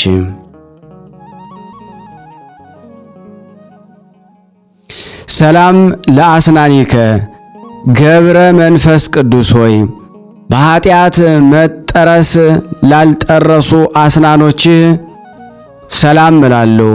የምድራዊ መብልን አጣጥሞ ከማላመጥ ፈጽመው የተወገዱ ናቸውና ክቡር አባት ሆይ ግርማህን አናብስት በስልጣን ስር አውለ የምትገዛ ነህና አንተ ለምትወድ በደዌ ኃጢአት የምትሰቃይ ሰውነቴን ብልሁ ቀሲስ ሆይ መድኃኒቷን ፈልግላት።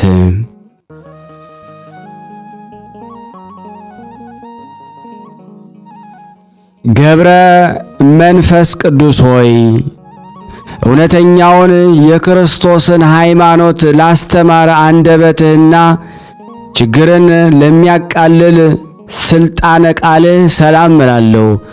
ክቡር አባት ሆይ መንግሥተ ሰማያት ላንተ ፈጽማ የተዘጋጀች ናት። በጠላት ዲያብሎስ ዘንድ እንደ እባብ ብልህ ስትሆን በቅዱሳኖች በኩል ልክ እንደ ርግብ የዋህ ሁነህ ተገኝተሃልና።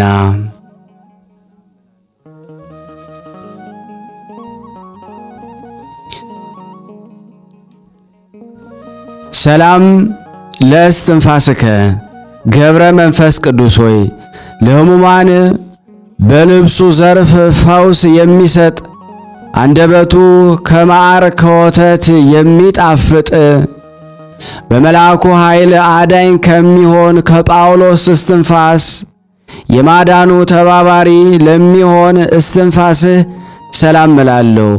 ክቡር አባት ሆይ የኢየሱስ ክርስቶስና የባሕሪ ሕይወቱ የመንፈስ ቅዱስ ታማኝ አገልጋይ ነህና ከዚህ ዓለም ኀጢአት ንጹሕ ያደርገኝ ዘንድ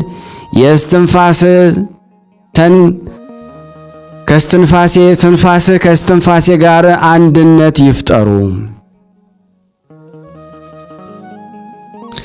ሰላም ለጉርኤከ ገብረ መንፈስ ቅዱስ ሆይ የውሃን መጠጥ እስከ መናቅ ድረስ ከማንኛውም ምግብ ለተገለልክ ጉሮሮ ሰላም እላለሁ። ክቡር አባት ሆይ ረዳትነትም የታመነ ቃል ኪዳንም የተመለከቱ ሁሉ አባት ሆይ የቃል ኪዳንን አስራት አድርግልን እያሉ ይማልዳሉ። ሰላም ለክሳድከ ገብረ መንፈስ ቅዱስ ሆይ በሐሰተኛው በዚህ ዓለም ጌጥ ያይደለ በአምላክ ባለሟልነት ለተሸለመ ወይም ለተጌጠ ክሳድህ ሰላም እላለሁ። ክቡር አባት ሆይ በገጸ ሃይማኖት ሰማይ የተሰየምክ ደመና እንደመሆንህ የቸርነትን ዝናብ በሚያስፈልገው ቦታ ዘንባ የሰውነቴን በረሃነት ወደ ልምላምነት ለወጠችው ትለውጠው።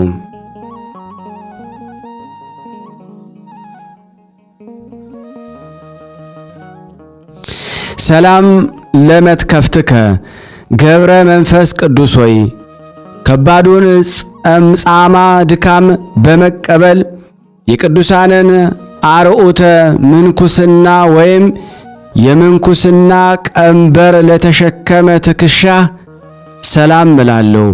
ክቡር አባት ሆይ በተፈጥሮዋ መጠን አነስተኛ የሆነች እንደ ንህብ የጽድቅህ ሥራ በአዲስ የዜማ ስልት ሲዘመር የጣዕሙ ፍሬ መላእክትን ደስ ያሰኛቸዋል።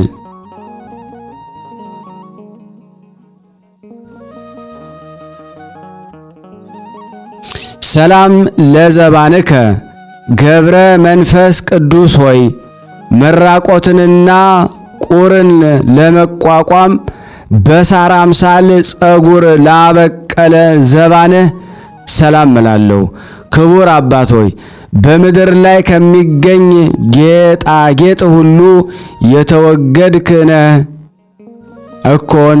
ስለዚህ የአባታችን የአቡነ ዮሐንስ ሐጺር የፍቅርና የትህትና ሥርዓት በአንተ ላይ ተፈጸመ።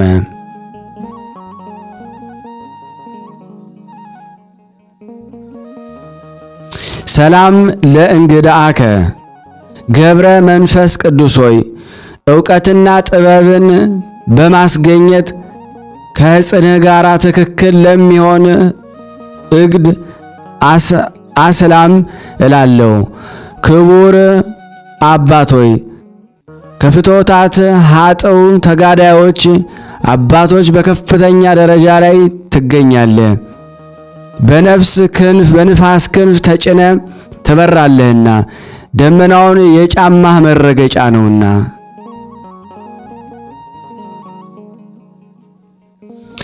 ሰላም ለአዕዳዊከ ገብረ መንፈስ ቅዱስ ሆይ የክርስቶስን የምስጋና መሥዋዕተ ቁርባንን ለዳሰሱ ለአንተ ለካህኑ እጆች ሰላም እላለሁ። ክቡር አባት ሆይ የተከበረው ወገን የተገኘ ቀሲስና የተባረከው ዘር የተገኘ ዲያቆን አሜን አሜን እያልኩ በአንተ እጅ ንጹሕ ቁርባንን መቀበልን ማን ባካፈለኝ።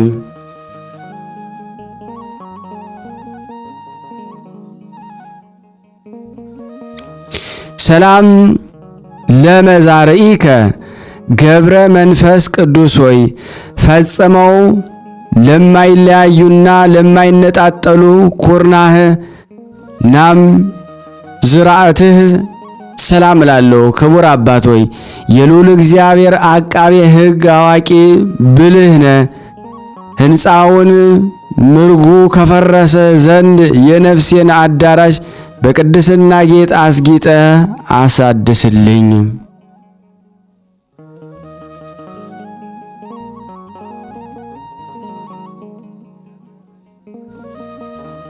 ሰላም እብል ገብረ መንፈስ ቅዱስ ሆይ ከብፁዓት መዳፎች ጋር በማስተባበር ለተመሰገኑ ክንዶች ሰላም እላለሁ። ክቡር አባት ሆይ በጠዋት ገስግሰው ወደ አንተ ከመጡት ሰራተኞች ይልቅ እኔ ከረፈደ በኋላ በስራ ቦታ ተቀጥሬ ለመስራት አገልጋይ በአንተ ዘንድ ሳታውል ሳታሳድር ዋጋዬን በቅድሚያ ለመስጠት ስጦታን አስቀድም።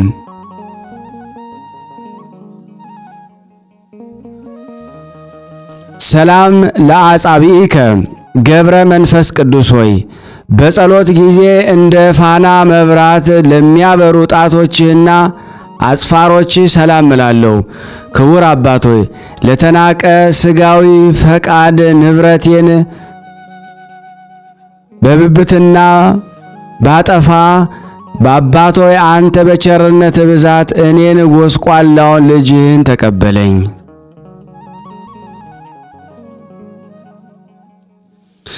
ሰላም ለገቦከ ገብረ መንፈስ ቅዱስ ሆይ ምንጣፍን ለማይፈልግ በአከናፍ ለተሸለመው ጎንህ ሰላም እላለሁ።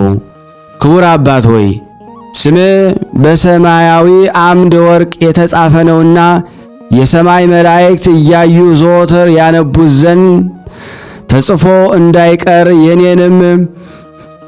የኔንም ስም ከአንተ ስም ጋር በዚያ ጻፍልኝ።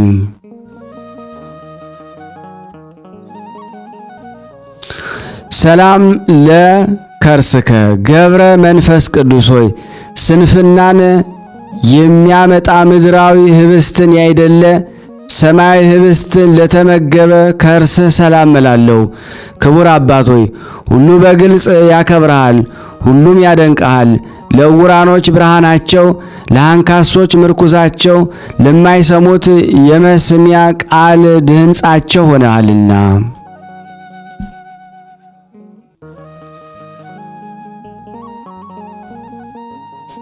ሰላም ለልብከ ገብረ መንፈስ ቅዱስ ሆይ ከቂም በቀል ለራቀ ልቦና ሰላም እላለሁ። የኢየሱስ ክርስቶስ የጥበቡ ብርሃን በእሱ ዘንድ አንጸባርቋልና። ክቡር አባት ሆይ ለጠላቴ መሳቂያና መሳለቂያ እንዳልሆን ጽድቅን የሚያስገኘኝ የትሕትና ሕግ አስተምረኝ። ትዕቢት ሰይጣንን ከውርደት ላይ የጣለው ነውና።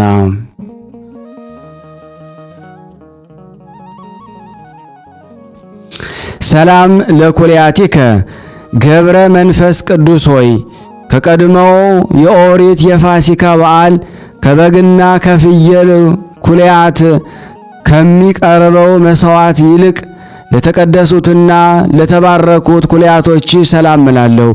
ክቡር አባት ሆይ ብርሃንን የተጎናጸፍክ እንደመሆንህ መጠን ምድራዊ አዳራሻችን ሕንጻዋ ከፈረሰ መሰረቷም ከተነዋወጸ ዘንድ በሰማያዊት ሀገር መሰረቷን አጽንተ ግብረ ሕንጻዋንም አሳመረ። ሰላም ለህሊናከ ገብረ መንፈስ ቅዱስ ሆይ ነውር ነቀፋ ለሌለበት ህሊና ሰላም እላለሁ። ክቡር አባት ሆይ የባለ 10,000 መክሊት ወርቅ ባለቤት ትጉ መንፈሳዊ ነጋዴ ነህና የጌታውን ወርቅ በምድር ላይ የቀበረ በዚያ በሰነፍ አገልጋይ የተመሰልኩ እኔን አገልጋይን ጌታ በተሾምክ ቦታ ከኋላ አስከትለኸኝ ተጓዝ።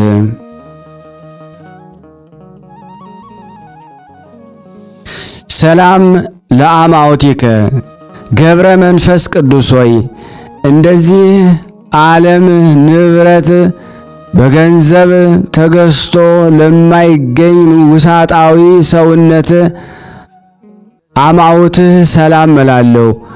ክቡር አባት ሆይ መዓዛው ጣፋጭ የሆነ መልካም ሽቱ ነህና የአንተ ጤና መዓዛ በሚሸተትበት አካባቢ ሁሉ ሌላው ሽቱ ዋጋ የሌለው ከንቱ ነው።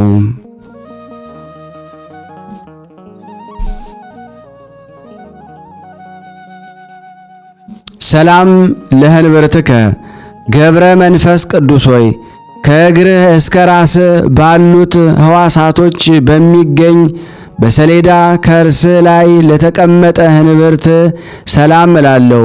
ክቡር አባት ሆይ ወደ አንተ አጥብቀው የሚለምኑ የምድር ነዳያን ሁሉ ብልጽግናን ያግኙ፣ የተራቡትም በእህል በረከት ይጥገቡ።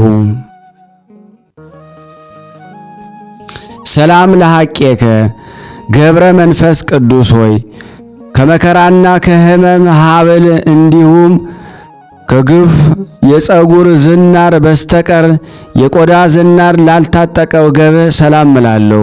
ክቡር አባት ሆይ አማልድ ሰላምን የምትሰጥ ታላቅ መምህር ነህና አባት ሆይ መልካሙን ጠባይና ጣፋጩን ያነጋገር ስነ ምግባር አስተምረኝ። ሰላም ለአቆያጺከ ገብረ መንፈስ ቅዱስ ሆይ ለመቀደስ ሰውነት አምድ ለሆነው አቆያጽህና ስግደት የዘወትር ግብራቸው ለሆነ አብራኮችህ ሰላም እላለሁ። ክቡር አባት ሆይ ስለ እመቤታችን ማርያምና ስለ ተወደደው ልጇ ብለህ ከዚያ እጅግ ከሚያስፈራና ከሚያስጨንቀው ሰዓተ ነፍሴን ሰውነቴን አድናት። ሰላም ለአጋሪከ ገብረ መንፈስ ቅዱስ ሆይ መምሪያ ጥበቧ የስንፍና የሆነ በዚች ዓለም ጎዳና ላልተጓዙ እግሮችህ ሰላም እላለሁ። ክቡር አባት ሆይ ለሀገራችን ለኢትዮጵያ ሐዋርያዊ አንተ ነህ እኮን በአውራጃዋ ሁሉ ዜና ትሩፋት ተሰራጭቷልና እስከ ምድርም ዳርቻ ሁሉ ትምህርት ሃይማኖት ተዳርሷልና። ሰላም ለሰኮናከ ገብረ መንፈስ ቅዱስ ሆይ የአዳን ስኮና ያቆሰለ የአዳምን ሰኮና ያቆሰለ የእባብ ዲያብሎስ የተንኮል መርዝ ሊቀርበው ላልተቻለው ሰኮና ሰላም እላለሁ። ክቡር አባት ሆይ ክርስቶስ ካለበት ከዚያ ትኖር ዘንድ የጳውሎስን ቃል አስበ የክርስቶስ መስቀል ተሸክመ ከሀገር ወጣህ።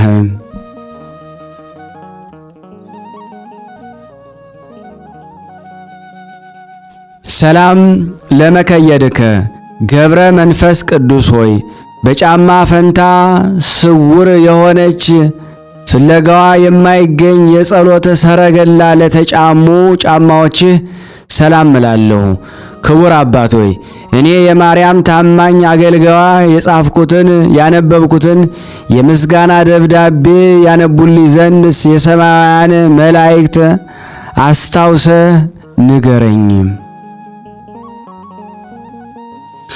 ሰላም ለአጻብዒከ ገብረ መንፈስ ቅዱስ ሆይ ለእግር ጣቶችህና በግራ በቀኝ ለሚገኙ 10 አጽፋሮች ሰላም እላለሁ።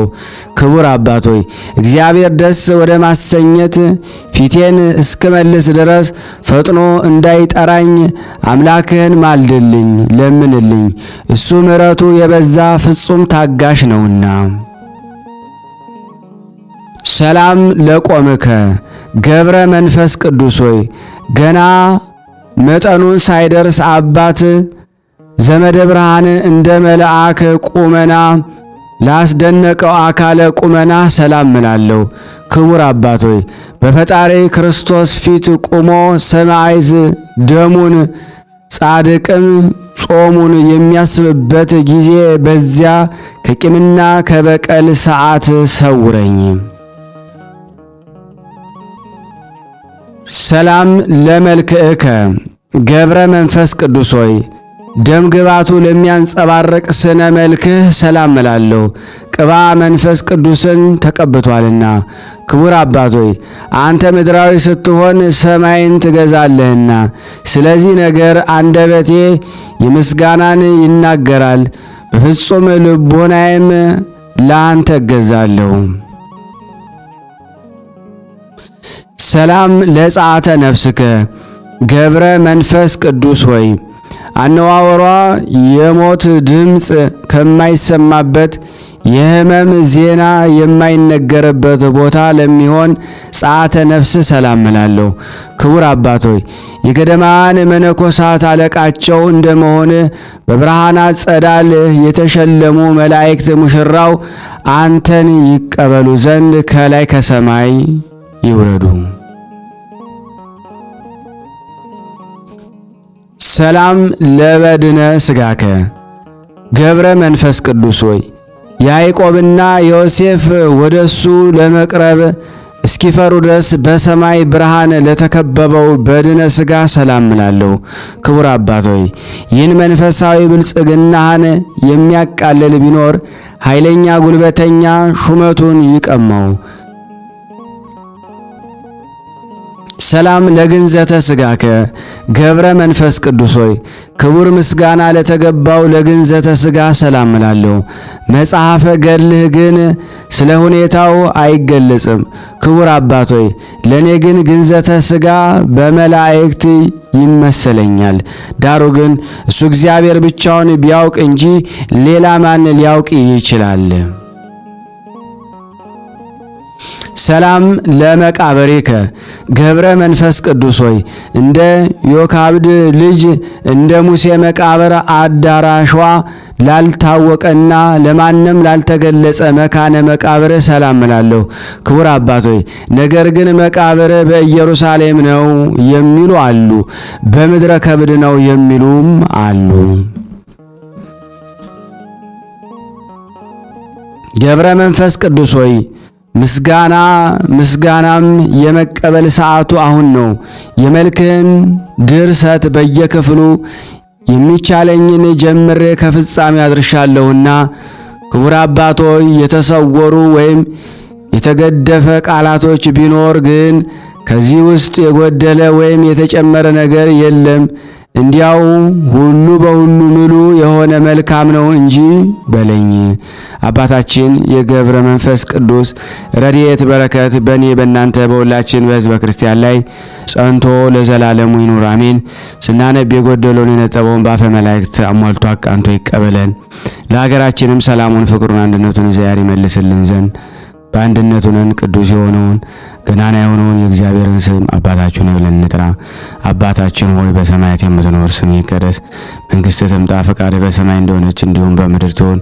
የዕለት እንጀራችንን ስጠን ዛሬ፣ በደላችንን ይቅር በለን እኛም የበደሉንን ይቅር እንደምንል። አቤቱ ወደ ፈተና አታግባን ከክፉ ሁሉ አድነን እንጂ መንግሥት ያንተ ናትና ኃይል፣ ክብር፣ ምስጋና ለዘላለሙ አሜን። እመቤታችን ቅድስት ድንግል ማርያም ሆይ በመልአኩ በቅዱስ ገብርኤል ሰላምታ ሰላም እንልሻለን። በሐሳብሽ ድንግል ነሽ፣ በሥጋሽም ድንግል ነሽ። የአሸናፊ የእግዚአብሔር እናቱ ሰላምታ ላንቺ ይገባሻል። ከሴቶች ሁሉ ተለይተሽ አንቺ የተባረክሽ ነሽ፣ የማኅፀንሽ ፍሬ የተባረከ ነው። ጸጋን የተሞላሽ ቅድስት ሆይ ደስ ይበልሽ፣ ልዑል እግዚአብሔር ከአንቺ ጋር ነውና ከተወደደው ልጅሽ ከጌታችን ከመድኃኒታችን ከኢየሱስ ክርስቶስ ዘንድ ይቅርታንና ምሕረትን ለምኝልን ኃጢአታችንን ያስተሰርይልን ዘንድ ለዘላለሙ አሜን።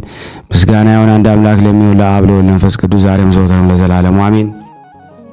ክቡራን ተመልካቾቻችን በአገር ውስጥ በአገር ውጭም ያላችሁ ሁላችሁ ይህንን ቻናል ሰብስክራይብ በማድረግ ሼር በማድረግ ላይክ በማድረግ ከፍ እንድታረጉልን በምትወዱት በጻድቁ አባታችን በአቡነ ገብረ መንፈስ ቅዱስ ሁላችሁንም መልእክት አስተላልፋለሁ። እግዚአብሔር ይስጥልን። እናመሰግናለን። የተወደዳችሁና የተከበራችሁ የቅዱሳን ዝክር ቤተሰቦች በሐዋርያው በቅዱስ ጴጥሮስና በቅዱስ ጳውሎስ እንዲሁም በጻድቁ አባታችን በአቡነ ገብረ መንፈስ ቅዱስ ስም ሁሉም ምእመናን ክርስቲያን በቴሌግራም ግሩፕ፣ በዋትሳፕ ግሩፕ፣ በፌስቡክ ድህረ ገጽ፣ በሜሴንጀር በሁሉም በምታውቁት የሶሻል ሚዲያ ሁሉ ድህረ ገጻችሁ በመጠቀም ለምእመናን እንድታደርሱልን በክርስቶስ ፍቅር እንጠይቃችኋለን። ከዚህ በመቀጠል ደግሞ ስንክሳር ዘወርኀ ታኅሳስ 5 ቀን የሚነበበውን በሥላሴ ስም አነባለሁ። እግዚአብሔር ለእኔ ማንበብን ስልጣን ይስጠኝ። አንድ አምላክ በሚሆን በአብ በወልድ በመንፈስ ቅዱስ ስም ታኅሳስ 5 በዚህ ቀን የኬልቅዮ ልጅ ታላቅ ነቢይ ናሆም አረፈ። ከስምዖን ነገድ የሆነ ይህ ጻድቅ ነቢይ ከነቢይም ሙሴ በነቢያቱ 17ኛ ነው። በካህኑም ዮዳሄ በነገስታቱ በኢዮአስ በአሜስያስ በልጁ በኦዚያን ዘመን ትንቢት ተነገረ። ስለ ክደታቸው ጣዖታትን ስለ ማምለካቸው የእስራኤልን ልጆች ገሰጿቸው። እግዚአብሔር ምንም መሐሪና ይቅር ባይ ምሕረቱም የበዛ ቢሆን ካልተመለሱ ጠላቶቹን ይበቀላቸው ዘንድ እንዳለው ለሚቃወሙትም የፍርድ ቀን እንደሚጠብቃቸው በትንቢቱ ገለጠ። ዳግመኛም ስለ ከበረ የወንጌል ትምህርትና ስለ ሐዋርያት እንዲህ ብሎ ትንቢት ተናገረ። የምስራች የሚናገሩ ሰዎች እግራቸው እነሆ በተራራ ላይ ቆሟል፣ ሰላምንም ይናገራሉ። ስለ ነነዌም ውሃና እሳት ያጠፋት ዘንድ እንዳላቸው ትንቢት ተናግሮ እንደ ቃሉ ሆነ። ከእውነት መንገድ ተመልሰው በበደሉ ሰዎች ላይ እግዚአብሔር በውስጧ ታላቅ ንውጽውጽታ አድርጎ እሳትም አውርዶ እኩሌታውን አቃጥሏልና በንስሐ ጸንተው ወደ እግዚአብሔር የተመለሱትን ግን ከክፉ ነገር ከቶ ምንም አልደረሰባቸው። የትንቢትንም ወራት ሲፈጸም እግዚአብሔር አገልግሎ በሰላም አረፈ። ለእግዚአብሔር ምስጋና ይሁን። እኛንም በዚህ ነቢይ ጸሎት ይማረን። በረከቱ ከኔ ከኃጥኡና ከኛ እዚህ ከተሰበሰብነው ጸንቶ ለዘላለሙ ይኑር አሜን። በዚህ ቀን የቅዱስ ኤስድሮስ ሰማዕት መታሰቢያ ነው። በረከቱ ከኔም ከናንተ ከሁላችን ሕዝበ ክርስቲያን ላይ ጸንቶ ለዘላለሙ ይኑር አሜን። በዚህ ቀን ደግሞ ከሮም አገር ቅድስት አውጋንያ በሰማዕትነት አረፈች። የዚች ቅድስት የአባቷ ስም ፊልጶስ ነው። እርሱም የእስክንድሪያ አገረ ገዥ ነበረ። ጣዖትንም ያመልካል። ስሙ መምዲያኖስ የሚባል የሮም ንጉስም ለጣዖት የሚሰግድ ነው። ይችም ቅድስት አውጋንያ በእስክንድሪያ ከተማ ተወለደች። እናቷም ክርስቲያን ስለሆነች በስውር የክርስቲያን ሃይማኖትን አስተማረቻት። ባደገች ጊዜ ታላላቆች መኳንንት አጯት። አባቷም ይህን በነገራት ጊዜ አባቴ ሆይ መጀመሪያ ወደ እስክንድሪያ ገዳም እንድገባና እንድጎበኝ ተራሮችን በማየት ዓይኖቼ አይተው ደስ ይለኝ ዘንድ ፍቀድልኝ አለችው። አባቷም ሰምቶ 2 ጃንደረቦችን ጨምሮ የወደደችውን ታደርግ ዘንድ ፈቀደላት። በወጣች ጊዜ የመነኮሳቱን ገዳማቱን ሁሉ ዞረች። ስሙ ቴዎድሮስ የሚባል ጻድቅ ደግ ኤጲስቆጶስ ወደሚኖርባት ቤተ ክርስቲያን ደረሰች። ቀረብ ብላም በልቧ ያለውን ሁሉ ነገረችው። ከጃንደረቦቿም ጋራ ተጠምቃ ከዚያም መነኮሰች። በወንድ አምሳልም ሆና ስሟን አባ አውጋኒዮስ አሰኘች። እርሷ ሴት እንደሆነች ማንም አላወቀም። ወደ አባቷ ባልተመለሰች ጊዜ በቦታው ሁሉ ፈለጋት። ሲያጣትም በእርሷ አምሳል ጣዖት ሰርቶ ማታና ጠዋት እየሰገደላት ኖረ። 1 ዓመትም ከኖረች በኋላ የዚያ ቦታ አበምኔት አረፈ። መነኮሳቱም መርጧትና በአበምኔት አድርገው ሾሟት። እግዚአብሔር አጋንንትን ታስወጣ ዘንድ የእውራንን ዓይኖች ትገልጥ ዘንድ ደዌን ሁሉ ታድን ዘንድ ሀብተ ፈውስን ሰጣት።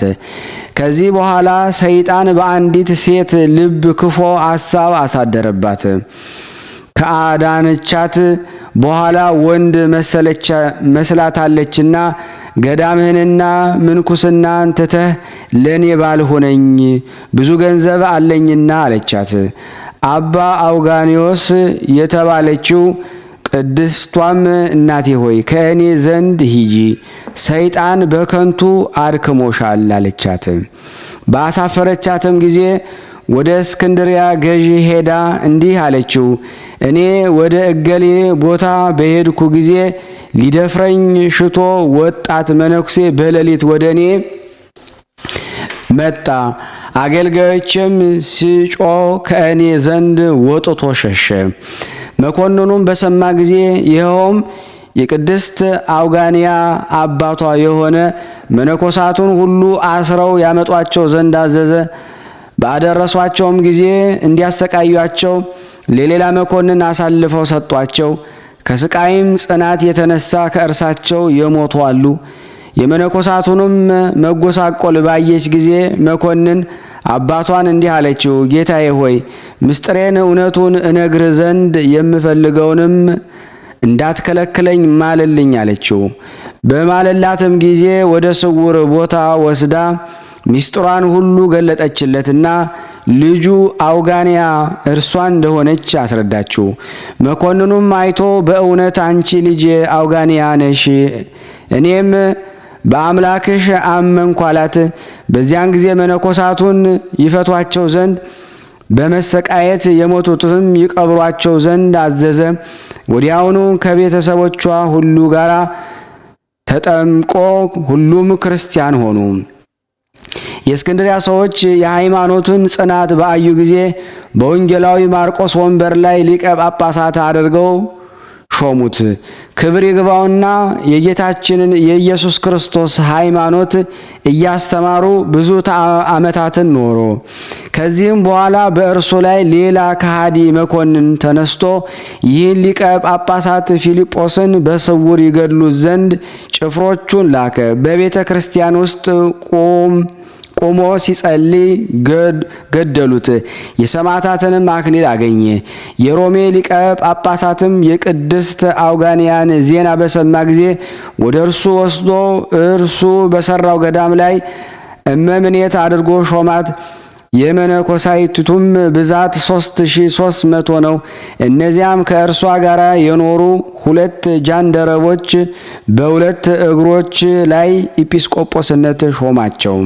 ከዚህ በኋላ ሌላ ከሃዲ መኮንን በተሾመ ጊዜ ክብር ይግባውና በጌታችን ኢየሱስ ክርስቶስ ስም ነፍሷን ለሞት አሳልፋ እስከ ሰጠች ድረስ ቅድስት አውጋንያ ይዞ በጽኑ ስቃይ አሰቃያት። የሰማዕትነትን አክሊል ተቀበለች። ለእግዚአብሔር ምስጋና ይሁን፣ እኛንም በጸሎቷ ይማረን። በረከቷ ከኔ ከኃጥኡና ከሁላችን ሕዝበ ክርስቲያን ላይ ጸንቶ ለዘላለሙ ይኑር አሜን። በዚህ ቀን ደግሞ ከአስዮጥ አውራጃ ሻው ከሚባል ከተማ ቅዱስ ፍቅጦር በሰማዕትነት አረፈ። የዚህም ቅዱስ የአባቱ ስም ምርምር የእናቱም ማርታ ይባላል። እነሱም ያለ ፍርሃት እግዚአብሔርን የሚያመልኩት እውነተኛ ጻድቃን ናቸው። ነገር ግን ልጅ አልነበራቸውምና ክብር ይግባውና ጌታችን እየለመኑ ኖሩ። ለድሆችም ምጽዋትን ይሰጡ ነበረ።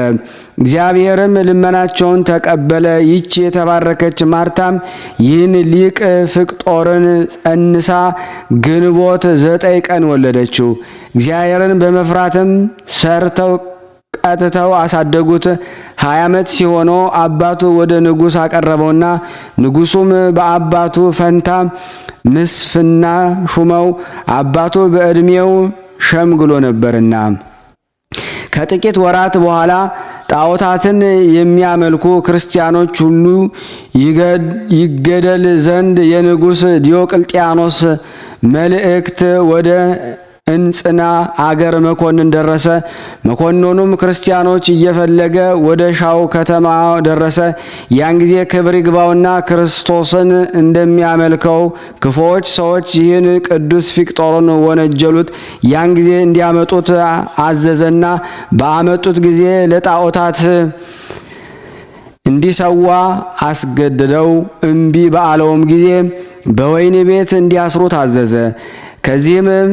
በዚያም እያለ የመላእክት አለቃ ቅዱስ ሚካኤል ወደ ሰማይ አወጣው። የወህኒ ቤት ጠባቂዎች ባጡት ጊዜ ተሸበሩ። ከ7 ቀኖች በኋላ አግኝተውት ወደ መኮንኑ ወሰዱት። መኮንኑ ግን ራራለትና ወደ ንጉሥ ሰደደው። ንጉሡም እግዚአብሔርን ከማምለክ ይመልሰው ዘንድ በማባበል ብዙ ሸነገለው። መመለስም በተሳነው ጊዜ አውጣኪኖስ ወደሚባል መኮንን ሰደደው። እንዲሁም ብሎ አዘዘው፣ እነሆ ፍቅጦርን ወደ አንተ ልኬዋለሁ። ያንተን ምክር ከሰማ ለአማልክት ይሰዋ፣ ካልሰማ ግን ግደለው እንጂ አትራራለት። ከዚህ በኋላ ወደ መኮንኑን ሊወስዱት እጆቹን እግሮቹን አሰሩ። በአፉም የብረት ልጓም አግብተው በመርከብ አሳፈሩት። የእግዚአብሔርን መልአክ ወርዶ በማሰሪያውም ፈትቶ ወደ መኮንኑ አደረሰው። ቅዱስ ፊቅጦርም መኮንኑና ከሃዲውን ንጉሥ ሊረግም ጀመረ። መኮንኑም ተቆጣ፣ ጽኑ ስቃይንም አሰቃይቶ በወህኒ ቤት አሰረው። በዚያም ሳለ ክብር ይግባውና መድኃኒታችን በብርሃን ሰረገላ ላይ ሆኖ ተገለጠለትና ቃል ኪዳን ሰጠው። በዚያችም ቀን ጀምሮ ድንቅ ተአምራትን በማድረግ ብዙ በሽተኞችን የሚፈውስ ሆነ። መኮንኑም ይህን ሰምቶ ተቆጣ። ወደ እርሱ አስመጣውና ይመልሰው ዘንድ ደግሞ ሸነገለው። ቅዱስ ፊቅጦር ግን የረከሱ አማልክቶችን ረገመ። በዚያን ጊዜ በፈረስ ጅራት ላይ አስረው የአንድ ቀን መንገድ ያይል እንዲጎትቱት ከዚያም ከውሽባ ቤት እሳት ማንደጃ ውስጥ እንዲጨምሩ ታዘዘ። እንዲህም መልካም ተጋድሎን ፈጸመ። ስጋውን ግን ከዚያ ውሽባ ቤት አላወጡትም። በመሰላል ወርደው በአማሩ ልብሶች ገንዘው በሽቶዎች አጣፈጡት እንጂ በላዩም ቤተ ክርስቲያን ሰሩ። ለእግዚአብሔር ምስጋና ይሁን፣ እኛንም በጸሎቱ ይማረን። በረከቱ ከኔና ከናንተ ከሁላችን ሕዝበ ክርስቲያን ላይ ጸንቶ ለዘላለም ይኑር አሜን። በዚች ቀን የፊንጦስ፣ የሐናንያ፣ የባርኪዮስ፣ የዮሐንስ፣ የተጋዳይዋ የቅድስት አውጋንያ አባት የፊልጶስ መታሰቢያቸው ነው። በረከታቸው ከኔና ከናንተ ከሁላችን ሕዝበ ክርስቲያን ላይ ጸንቶ ለዘላለሙ ይኑር አሜን። በዚህ ቀን የሰማዕት ቅዱስ ኤላውትሮስ መታሰቢያው ነው። በረከቱ ከኔም ከናንተ ከሁላችን ሕዝበ ክርስቲያን ላይ ጸንቶ ለዘላለሙ ይኑር አሜን። በዚህ ቀን ለእግዚአብሔር ሕግ የሚቀና ገድለኛ የሆነ ንጹሕ ድንግል ቅዱስ አባት አባ ገብረ ናዝራዊ አረፈ። የዚህም ቅዱስ ወላጆች በወገን የከበሩ እግዚአብሔርን የሚፈሩ ናቸው። አባቱም የቤተ ክርስቲያን ሕጓንና ሥርዓቷን የሚጠብቅ ካህን ነው። እናቱም ፈጣሪዋን የምትወድ ደግ ሴት ናት። ይህም ቅዱስ በተወለደ ጊዜ በእውቀት እግዚአብሔርን በመፍራት በመማር አደገ። ከዚህ በኋላ ዲቁናን በተሾመ ጊዜ የብሉይና የሐዲስ መጻሕፍትን የሚያነብ ሆነ።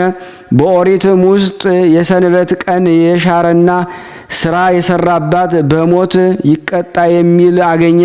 ከወንጌል ውስጥ እንዲህ የሚል አገኘ። ከነዚህ ትእዛዝ ታንሳለች ብሎ የሚያስተምር አንዲቱን የሻረ ለሰው እንዲህ ብሎ የሚያስተምር በመንግስተ ሰማይ የተለየ ይሆናል። የሚያደርግና የሚያስተምር ግን እርሱ በመንግስተ ሰማይ ታላቅ ይሆናል። ዳግመኛም መድኃኒታችን አባትና እናቱ ያልተወ ሰውነቱም ለመከራ አሳልፎ ያልጣላት ሊያገለግለኝ ደቀ መዝሙሬም ሊሆን አይችልም ያለውን አስተዋለ። ከዚህ በኋላ ወደ አቡነ ጎርጎርዮስ ሄደ። እርሱም ጽጋጃ በሚባል ገዳም የአቡነ አኖሪዎስ ልጅ ነው። በዚህም መንኩሶ በጾም በጸሎት በስግደት እየተጋ ኖረ። ከዚህም በኋላ ቅስና ተሾመ። ከዚህ ወደ ትግራይ አገር ሄዶ ከአባ ያዕቆብ ጋር ተገናኝቶ በቅዱሳት መጻሕፍት ቃሎች ተነጋገሩ። ከዚህ በኋላ ሐሳቡን ገለጠለት። አባ ያዕቆብ እንዴት ይቻላል አለው። አባ ገብረ ናዝራዊም እግዚአብሔር ይረዳኛል አለ። ከአባ ያዕቆብ ጉልት ተቀብሎ እርስ በርሳቸው በእግዚአብሔር ፍቃድ ተለያዩ። ከዚህ በኋላ ተስፋፍቶ ገዳምን ሰራ። ብዙ ሰዎችም ወደ እርሱ ተሰብስበው መነኮሳትን ሆኑ። ስለ ሰንበትንና በዓላትንም አከባበር እንደሚገባ ሥርዓትን ሰራ። ለመነኮሳትም ከመድኃኒታችን ከልደቱና ከጥምቀቱ በዓል ከሰንበትና ከበዓለ ሐምሳ በቀር በየሰሞኑ ሁሉ እስከ ማታ ያለማቋረጥ መጾም እንደሚገባቸው ሥርዓትን ሰራ። ዳግመኛም የሌላውን ገንዘብ እንዳይነኩ እንዳይረግሙ በሕያው እግዚአብሔር ስም እንዳይምሉም ለልጆቹ ይህን ሁሉ ያስተምራቸው ነበረ። ለእርሱ ግን የሚጸልየው ጸሎት ልክ የለውም። ነቢየ ዳዊት እግዚአብሔርን ሁል ጊዜ አመሰግነዋለሁ፣ ምስጋናውም ዘወትር በአፌ ውስጥ አለ ያለውን አስቦ ዳግመኛም ትእዛዝን በማሰብ እጫወታለሁ፣ ሕግን እሻለሁ፣ ትእዛዞችህንም አስተምራለሁ፣ ቃልህንም አረሳም ያለውን አስቦ ዳግመኛም ከሰባውና ደም ካለው ጣዕም ካላቸው መብሎች ሁሉ ይከለከላል። የጌታውን መከራ ለነፍሱ ያስባታልና እንባው ያለማቋረጥ ይፈስ ነበረ። ያለማቋረጥም ይሰግዳል ያመሰግናልም። እንግዳና መጻተኛውን ይቀበላል። በጽዮን ዘር በኢየሩሳሌም ቤቶች ያሉት ብፁዓን ነው ያለውን የነቢዩን ቃል አስቦ ድሆችንና ችግረኞችን ይጎበኛቸዋል። ለዚህ አባት ትሩፋቱ ብዙ ነው። ደጋግ ተአምራትን በማድረግ በሰው ልቦና ተሰውሮ ያለውን በማወቅ ብዙ የተለያዩ ሀብቶች ተሰጥተውታል። ለልጆቹም የቀናች ሃይማኖትን አስተማራቸው፣ በእነርሱም እንዲጸኑ አዘዛቸው። ከዚህ በኋላ በሸመገለ ጊዜ እግዚአብሔርን አገልግሎ በሰላም አረፈ። ለእግዚአብሔር ምስጋና ይሁን፣ እኛንም በዚህ አባት ጸሎት ይማረን። በረከቱ ከኔና ከናንተ ከሁላችን ሕዝበ ክርስቲያን ላይ ጸንቶ ለዘላለሙ ይኑር አሜን። ስናነብ የጎደለውን የነጠበውን በአፈ መላእክት ሞልቶ አቃንቶ ይቀበልልን። ሀገራችንን ሰላሙን፣ ፍቅሩን፣ አንድነቱን ይመልስልን። ለሞቱት ነፍሳት በአጸደ ገነት ያኖርልን። ለቤተሰቦቻቸው መጽናናት፣ ለታመሙት ፈውስ፣ ለታሰሩት መፈታትን እግዚአብሔር ይልክልን ዘንድ ጾሙን ጾመ ድነት ያደርግልን ዘንድ የእግዚአብሔር በጎ ፍቃድ ይሆን ዘንድ በአንድነቱ ነን። ቅዱስ የሆነውን ስሙን አባታችን ሆይ እንበል። አባታችን ሆይ በሰማያት ምትኖር፣ ስምህ ይቀደስ፣ መንግስትህ ትምጣ፣ ፈቃድህ በሰማይ እንደሆነች እንዲሁም በምድር ትሁን። የዕለት እንጀራችንን ዛሬ ስጠን፣ እኛን በደለን አቤቱ አታግዘን፣ ከክፉ እንጂ እንድታደገን ኃይል ምስጋና ለዘላለሙ አሜን። እመቤታችን ቅድስት ድንግል ማርያም ሆይ በመልአኩ ቅዱስ ሰላምታ ሰላም እንልሻለን። በሰብሽ እንደሽ አሸናፊ ናት፣ ሰላምታ ቶተሽ አሽነት ማጽነና ጸዳና ደስ ይበልሽ አቤት ነውና ትዴታችን ጠዳታችን ኢየሱስ ክርስቶስ ከስተዳሜን አጣታችን ዘዛሙ አሜን አሜን አሜን። የአምላካችን ስም የተመሰገነ ይሁን። የተወደዳችሁ የተከበራችሁ የቅዱሳን ዝክር ተከታታዮች ይህን ምስል ድምጽ የምትሰሙ ሁላችሁም ጽዮን እንዳለቻችሁ ሼር፣ ላይክ፣ ሰብስክራይብ እያደረጋችሁ አገልግሎቱን እናፋጥነው ያለች ነው። ሁላችሁም ይህን እንድታደርጉ በስላሴ ስም እንጠይቃችኋለን።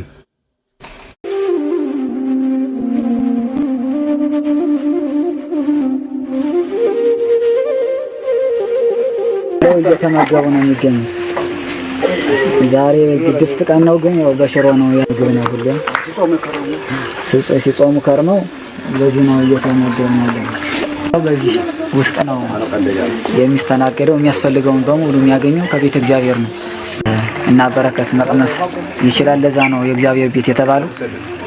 ሁሉም ጌታ አግኝቶበት የሚሄድበት ቤት ነው።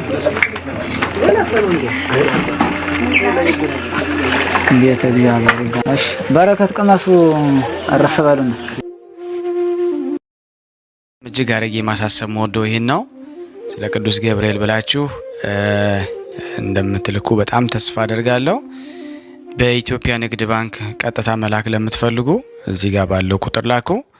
እንደዚሁም ደግሞ አሜሪካና ወደ ካናዳ አካባቢ ያላችሁ በዜል ቁጥር መላክ ለምትፈልጉ እንደዚሁም የዜል ቁጥራችን እዚህ ጋር አስቀምጠናል።